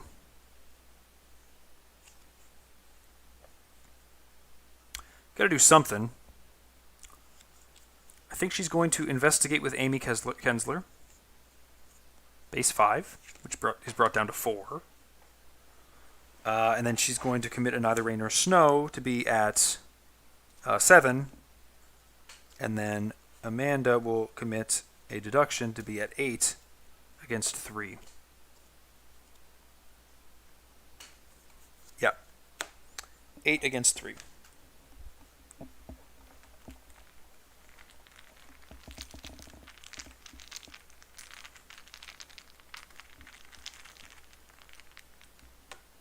-2. So, very successful. Got both those clues. After you discover the last clue, shuffle the top 3 cards of the Deck Lily deck. 1, 2, 3. To recover what? The green soapstone. And I need 3 more red sleeves, because I've got 3 more Deck Lily cards in her deck. She's going to start having some really hateful draws in a minute. Because she's got a lot of these. And she's going to want to have to draw them, too, because we don't want to get to a point where we don't have any to shuffle away, right? If you ever get to a point where you can't shuffle them, you start just taking horror instead. And this was a cost. So, or I guess yeah, this is a cost. So if you couldn't do that, then you couldn't trigger this. And then you'd be fucked, right? You'd have to come do this, presumably, on another part of the scenario? I guess? Makes sense, right? But anyways. So that was action 1, which was successful. That means I get to look at the top card of the encounter deck as well. Let's take a look at that. It is another Ice Shaft. And that's going to go to Amanda, so let's discard that. No sense in letting her take 2 extra damage. Alright, so that's done. Now we'll head somewhere else, I guess. I don't really know where else we're going to go. We'll go 1 move to the Broad Snowdrifts, test track shoes. Currently 2 up. 5 against 3. -2. That's successful. Now the Broad Snowdrifts is connected to there, and I wanted to head here. So let's head there to the Frozen Shores. And then last action, we'll move again to the Treacherous Path. 2 Shroud. After you reveal 1 or more Frost tokens here, take a damage or horror for each revealed. It's a 1 shelter location. So there's 2 clues there. And then we also put that location into play that's across from it, which I believe is the Rocky Crags. So that's like here. So these are like Man, the way these are connected is so weird. It's going to take Amanda a while to catch up, but she has options. And I think that was Stella's last action because she didn't actually fail that turn. Okay, so that's her. We ready up. Draw a card over here on her, which is a promise of power. We are at 1, 2, 3, 4, 5, 6, 7, 8, 9, 10, 11. Let's get rid of... Okay, yeah, let's get rid of the medical student now. No, let's get rid of the other lab assistant, because it could be handy. And it can trigger Dream Enhancing Serum. And then we get a resource. And then over here we get a draw, which is the Tekalili. Place one of your clues on your location. Put this on the bottom of the Tekalili deck.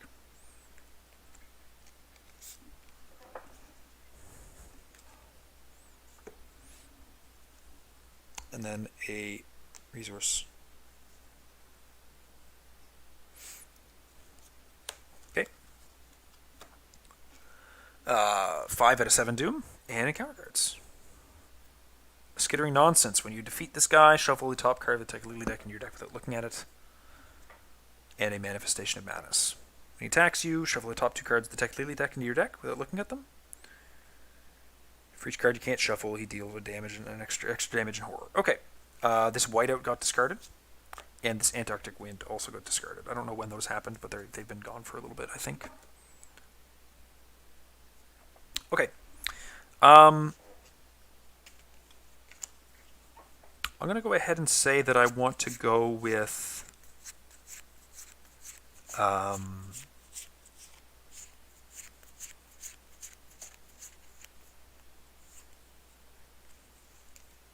want to go with Stella first. Kind of tricky though, because I don't really have the stuff to waylay him right now. I'd like to just deal with him and not have to use my meat cleaver a bunch. But I can. But I'm not that high up if I wanted to use my meat cleaver. Could evade him. I'd be 2 up. Alright. Let's think. Think. I think Amanda maybe deals with hers first and tries to just go catch up so she can add some commits, maybe?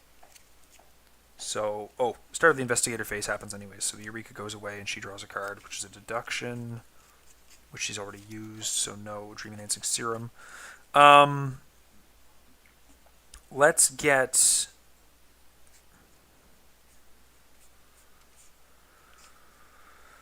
Let's get the...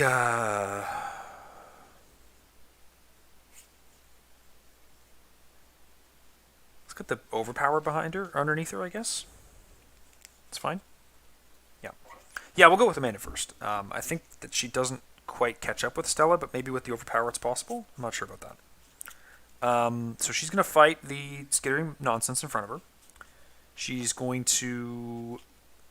Have I already used an overpower on the shuffle? No, I haven't, but I can't commit 2 to the same test. So she's going to use a Grizzly Totem icon to bring her 1, 2, 3, 4, 5 against 2. She's going to commit an Unexpected Courage and a Vicious Blow.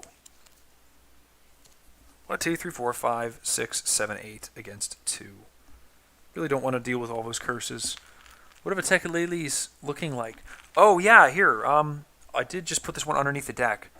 They mostly look... I wish I could focus this without making my camera fall over. They're pretty sweet looking. Maybe is that around the sweet focal spot? I don't know. I think they look really cool. Oh, yeah, it is upside down. Ah! Oh, I can't believe it swapped. Yeah, I'll have to figure out a permanent camera solution so that doesn't happen. I wonder if I can swap it in OBS.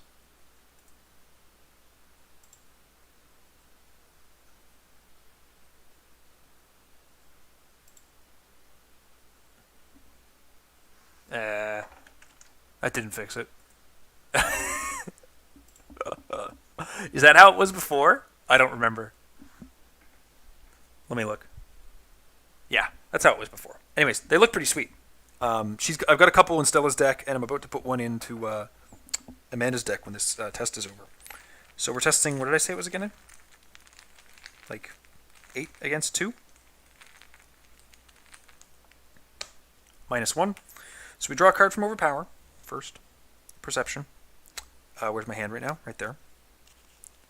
No perception in hand, so no Dream Enhancing Serum trigger. But he's definitely dead, and then we get a Tekulili. When we defeat him, we shuffle the top card of a Tekulili deck into a deck, which means I have to risk a fair amount of bullshit from happening.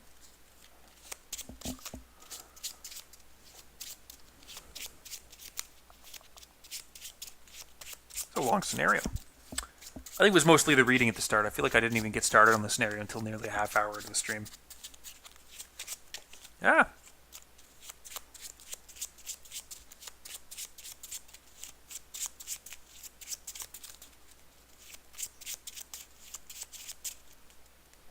Well, I didn't get the second shortcut that I was looking for, but that was action 1, and then action 2 is going to be shortcut to here. Action 1 was the fight, shortcut. Action 2 is move there.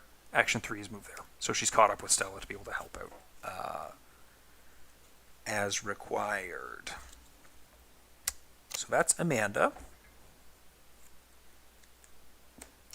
Now, we got to kill this guy somehow, and let's do it very convincingly. We're going to attack him with the meat cleaver. We're going to take a horror to deal a bonus damage, and we're just going to deal it to ourselves. And she's going to commit a vicious blow.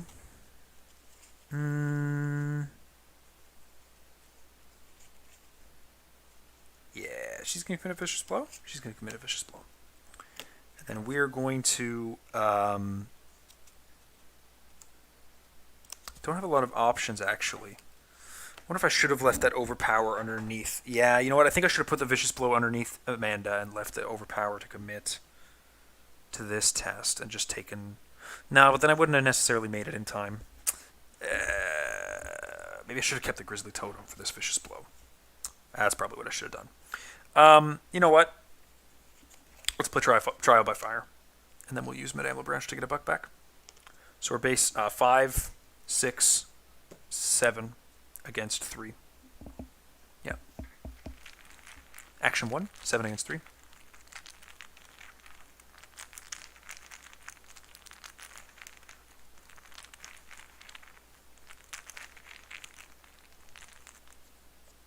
Zero, so that's 2 damage to him.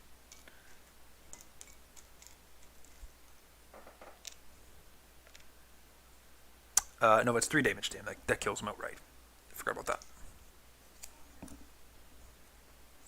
So he's toast. That's action 1. Guess I should have waited until after my first attack maybe to use that, but that's fine. And then we're going to investigate the location with a Mariner's Compass, taking a resource to be 3 against 2, committing a Madame to be 4 against 2, committing a Perception to be 6 against 2. Yep. 6 against 2. All these curses in the bag, it's kind of scary, but yeah. 4 against 2.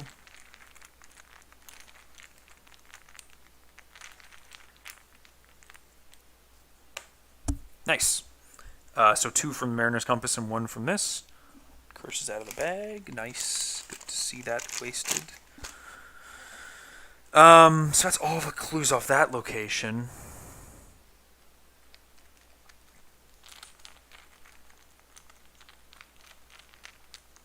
Trying to think how much we want left to do.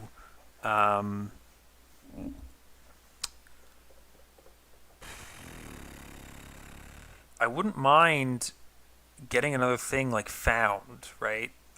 Maybe I should come back to the remnants of Lake Camp and get that finished off, and then just call that the scenario. Yeah, I think that's what I'm going to do. I probably didn't need to come get these clues. I was thinking something else, I guess. So how far away am I from that? I am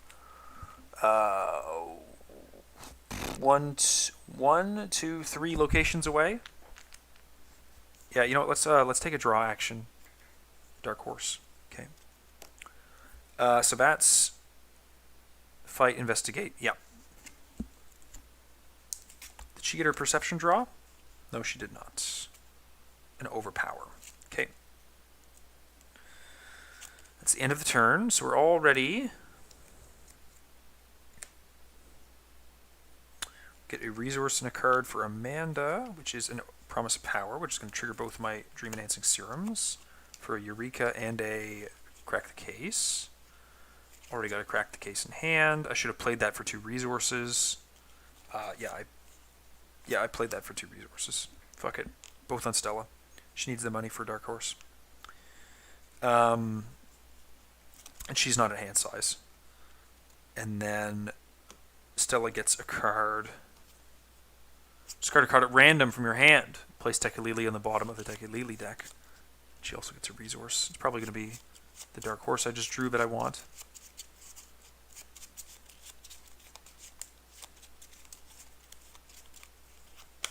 Track shoes. Nice. It's a good target for that. That one's really gross looking. I like that. Still came that eldritch mocking cry. Tekalili. Tekalili.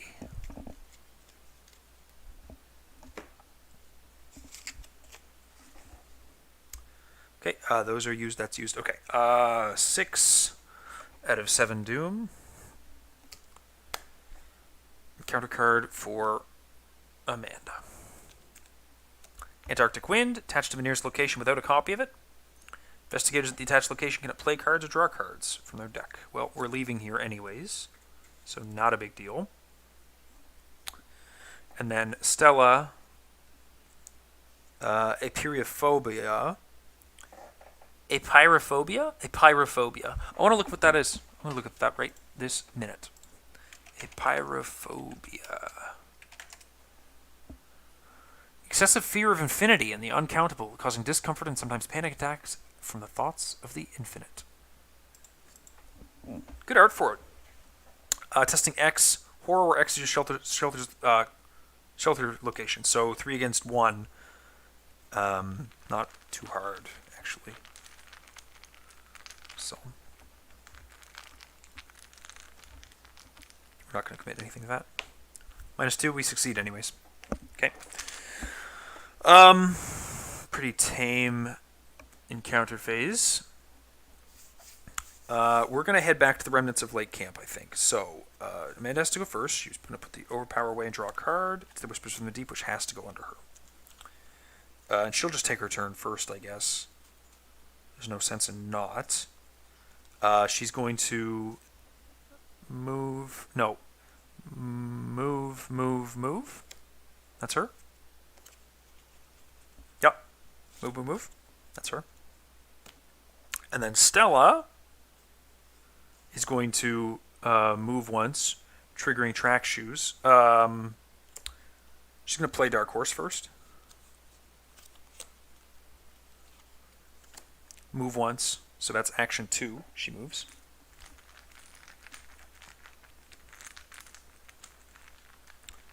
Six against 3.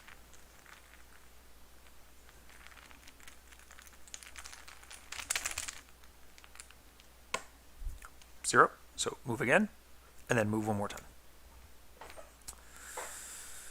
Play, move. Can't play. Move, play, move. Yeah, fine. Whatever.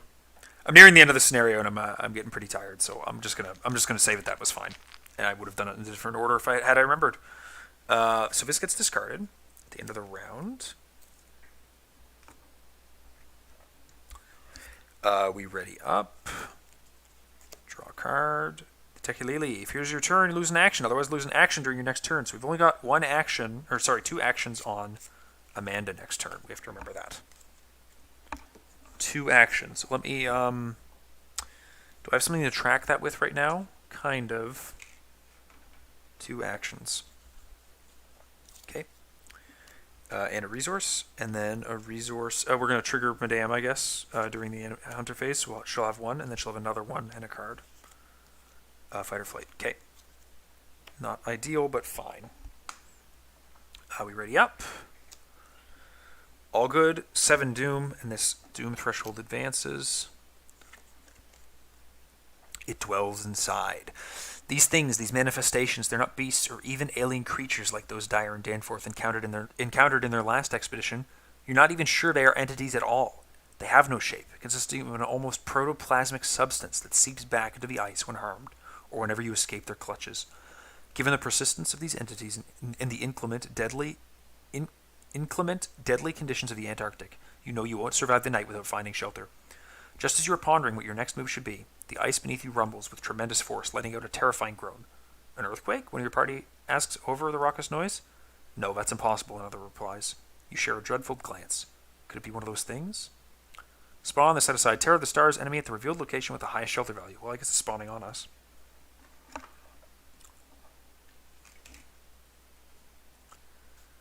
Hunter Massive. +3 per investigator health, so he's 9 health. 4-3-3. While Terror of the Stars is ready, investigators cannot resign at its location or discover clues at its location. Okay, so we need to deal 9 damage to him. He's got a victory 1. So that's cool to see. Running out of time. Same deal as before, 7 clues. The sun hangs low in the sky, but never sets. Your party is exhausted from the long, arduous day. Though the sky is never plunged into the dark of night, you know it's only a matter of time before you are forced to make camp. Do our upkeep with Amanda. Ice Shaft. 3 agility, so she's definitely failing that by a lot, and there's no sense in putting anything into it. So let's just take that 1 against 3 because of the Whispers of the Deep.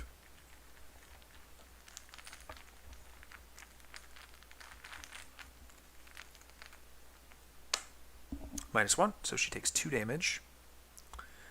Let's kill off the lab assistant and take damage.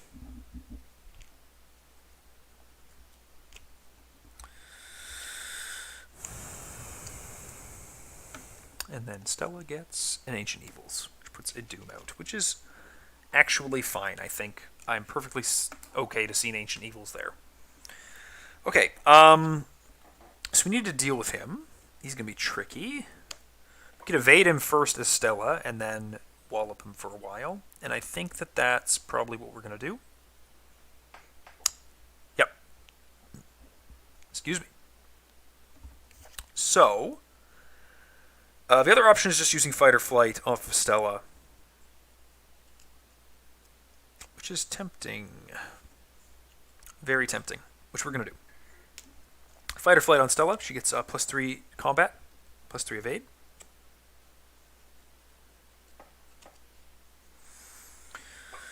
And she's just going to attack 3 times, I think. So she's going to take a Horror onto Madame to make her first attack at 7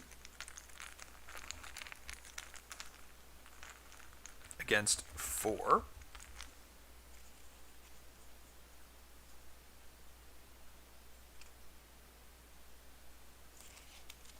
Both of my vicious blows used up. Oh, I need to do Amanda's thing first. So she draws a card, which is a shortcut. The Whispers of the Deep gets discarded, and she needs to put something under her. I mean, I guess it's going to be the Overpower, right? Unless I want to put the Overpower onto Stella. No, you know what? It's going to be a Promise of Power, because this is our last turn, and we're going to be able to get all these curses out of the bag anyways. So we're just going to have a massive turn of icons. Okay. Yeah, you know what? I think we do put the Overpower into this. 3, 4, 5, 6. Oh, no. 7, 8, 9, 10 against 4. For 2 damage. And a card draw on Amanda. -2, so that's 2 damage. And like I said, a card draw on Amanda. Obscure Studies. Okay. Quite what I was hoping for. But that's 2 damage, that's fine. And then she's going to attack again, taking another Horror. Which is going to have her at 8, 9, 10 against 4. Maybe we should do an evade first. Yeah, let's do an evade first. We'll be at 4, 5, 6, 7, 8, 9 against 3. Because just in case we can't kill it this turn. -3, so that does evade it. And then we'll take the damage and do another swing. Ooh, maybe we could do this test instead, actually. Ooh, that's tempting. Because I got the skill power for it this turn with this fight or flight used up. No, I need to land more damage. I can do that test with Amanda if I have to. Yeah. So 10 against 4. -2. That's another 2 damage. Okay. And then it's Amanda's turn.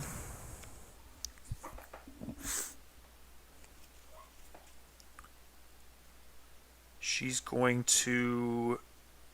She could play a knife. That's a possibility. I want to see if I have another Vicious Blow in my deck, or if I have another Overpower. I do not have either, which is a bummer.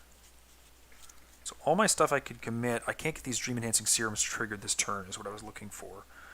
I could play the knife, get some bonuses to hit. Yeah, I think that's what I'm going to do. I think for one action, I'm going to play the knife over the magnifying glass. And then for another action, I'm going to swing for a 6, 7, 8 against 4 for 1 damage.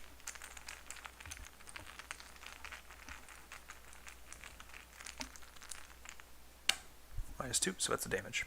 Okay. And next turn I'll be all set up to really wallop them, I think. So that's that. We're all going to ready up. Oh, this was also supposed to be returned to the bag, so I guess I didn't get to enjoy my Elder Signs this turn. And that Promise of Power was supposed to add a Chaos, a Cultist Curse token, I should say. So let me actually just redo that test really quick. Because I did just do it. And I missed the curse.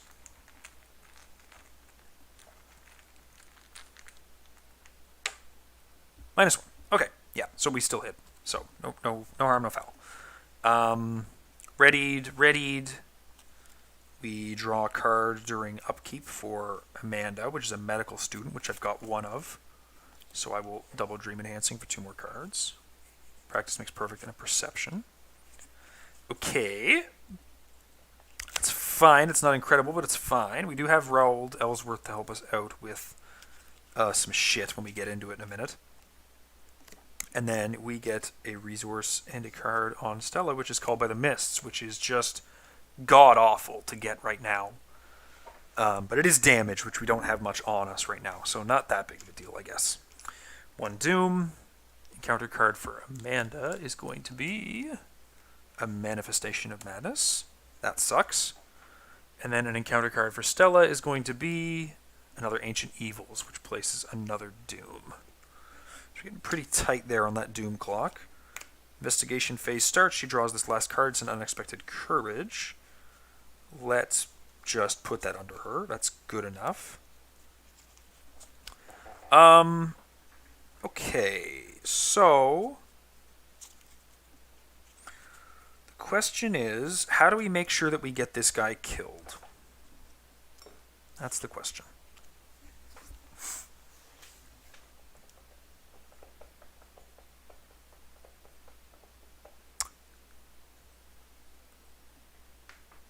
I want to kind of kill him and resign, is the problem. Oh, this Day of Reckoning's in her discard. But I don't really see how I can do that.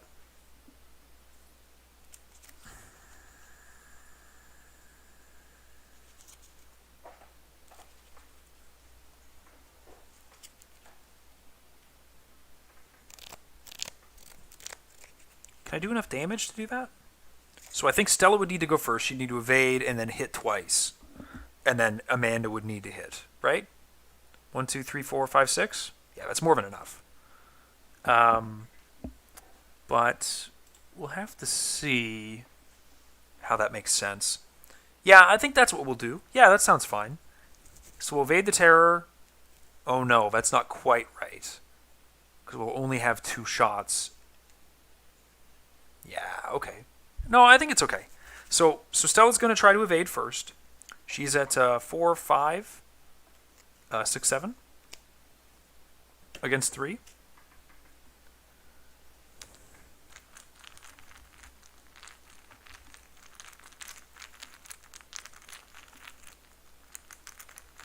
And she'll also trigger Madame to draw a card. Well, I'll wait till after the test, just in case another Tegalili. 4 up. -3, so he's evaded. And we'll draw a card with Madame. Manual Dexterity. Okay, fine. I guess if I committed it, I wouldn't have been able to do that. But yeah, sure. So we'll attack him again with the Meat Cleaver. Putting a horror on Madame Lebranche. We're swinging for 1, 2, 3, 4, 5. Let's go 6, 7, 8 maybe? 6, 7, 8 with the Obscure Studies. We'll commit that to it. She'll be taking a damage from her weakness, which will also go on Madame Lebranche. We should have a way to spend those 2 resources really quick. But we are 8 against 4. -2, so that's 2 damage. He's at 6, 7 out of 9 health.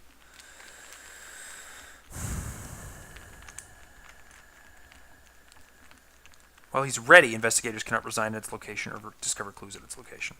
So we're going to resign with Stella.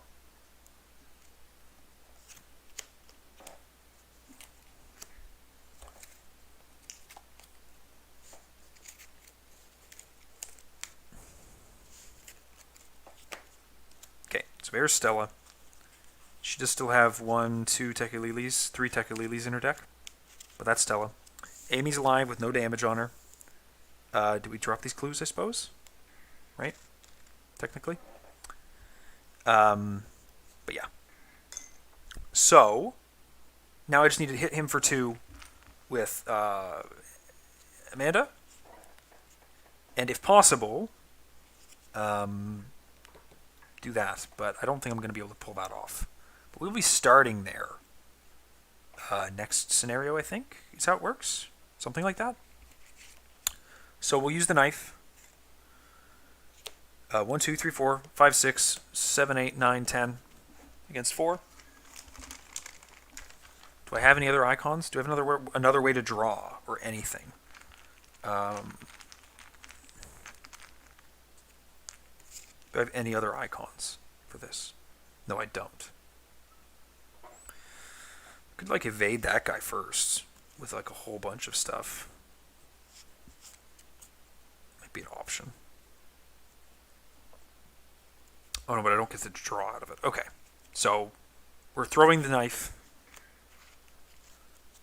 for 2 damage. Should I just do swings? No. Throwing the knife for 2 damage. So 1, 2, 3, 4, 5, 6, 7, 8, 9, 10 against 4. If we don't draw any curses, we're good. If we draw more curses, then we'll have to see. Auto-fail. Fuck. Alright. Well, he lives to tell the tale. That's funny as hell. Oh, Christ. And then, yeah, we'll just resign. We'll just resign. It's fine. Missed 1 VP, but not a big deal.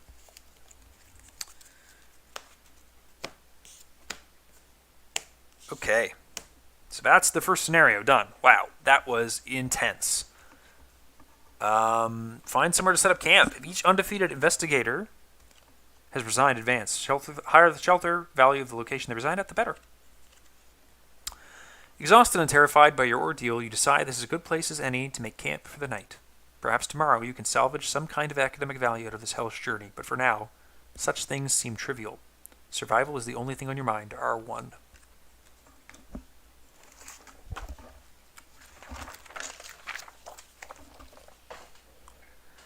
As you make camp, you are haunted by memories of the creatures you encountered in the icy wilds.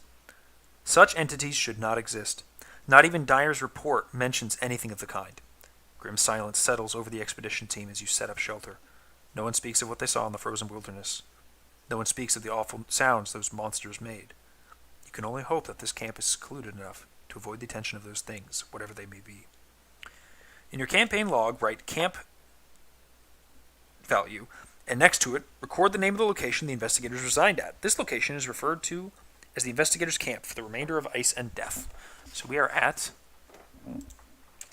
Camp Remnants of Lakes Camp. Each investigator earns experience equal to the camp's shelter value to a minimum of 3, plus the victory X value of each card in the victory display. So we got 7 XP, because we didn't get any other VP stuff. But in the expedition team section of the campaign log, record the amount of damage and horror on each partner asset in play. No partner assets in play. Proceed to checkpoint 1, the disappearance. Do not clean up the game yet. So we'll read the disappearance, and that's where we'll stop, because I think this is like a post-resolution, but before you do any deck building decision. The disappearance.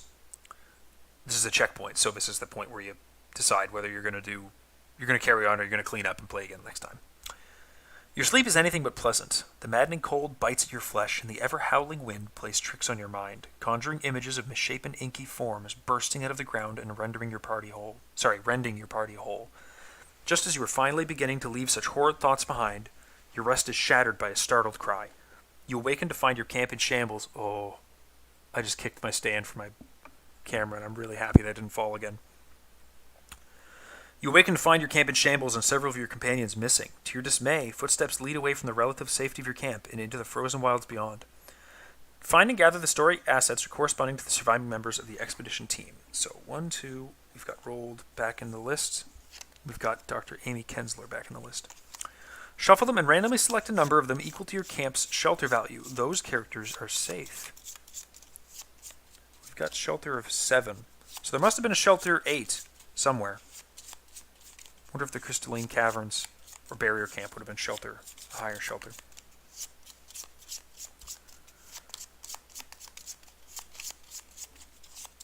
So we just do 7 of them. So I'll just pick one that isn't safe, and it's it's Dr. Amy Kensler, of course, the leader of the expedition. So she is not safe. The rest of them are safe. If every surviving member of the expedition team is safe, proceed to the disappearance number 2. The rest of the expedition team went missing in the night. In the expedition team section of the campaign log, write MIA next to the name of each character who went missing.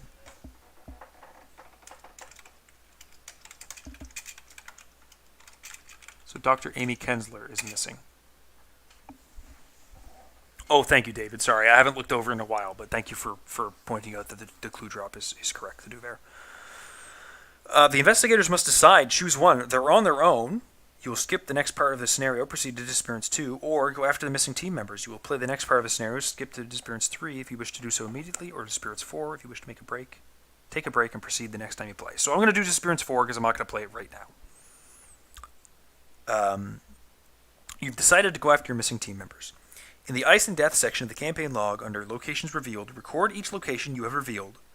Those locations will start in play and revealed the next time you play. Oh, that's great! Oh, awesome! Okay, no, I'm glad that I went and did that. So, oh man, Ice and Death. So it's crash site.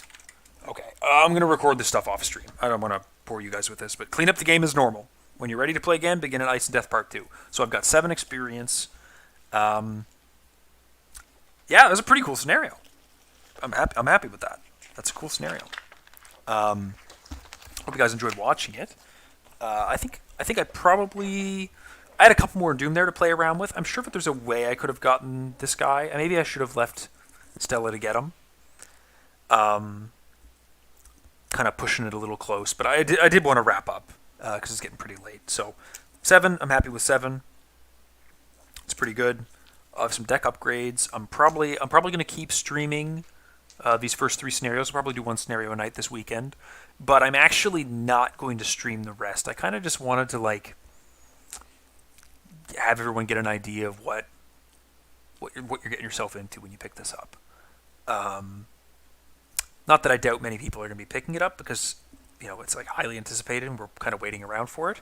But I do want to play it off stream a little bit. Like I said, blind plays. This took me forever because it was a blind play and I had to read every little thing. I didn't know what was going on, and I find it makes for a bit of a worse viewing experience. Maybe people disagree with that, but personally, I find it a bit tricky to kind of do all live. So I'm probably going to play through. Maybe I'll do that Winifred solo play that the prologue kind of pointed me towards.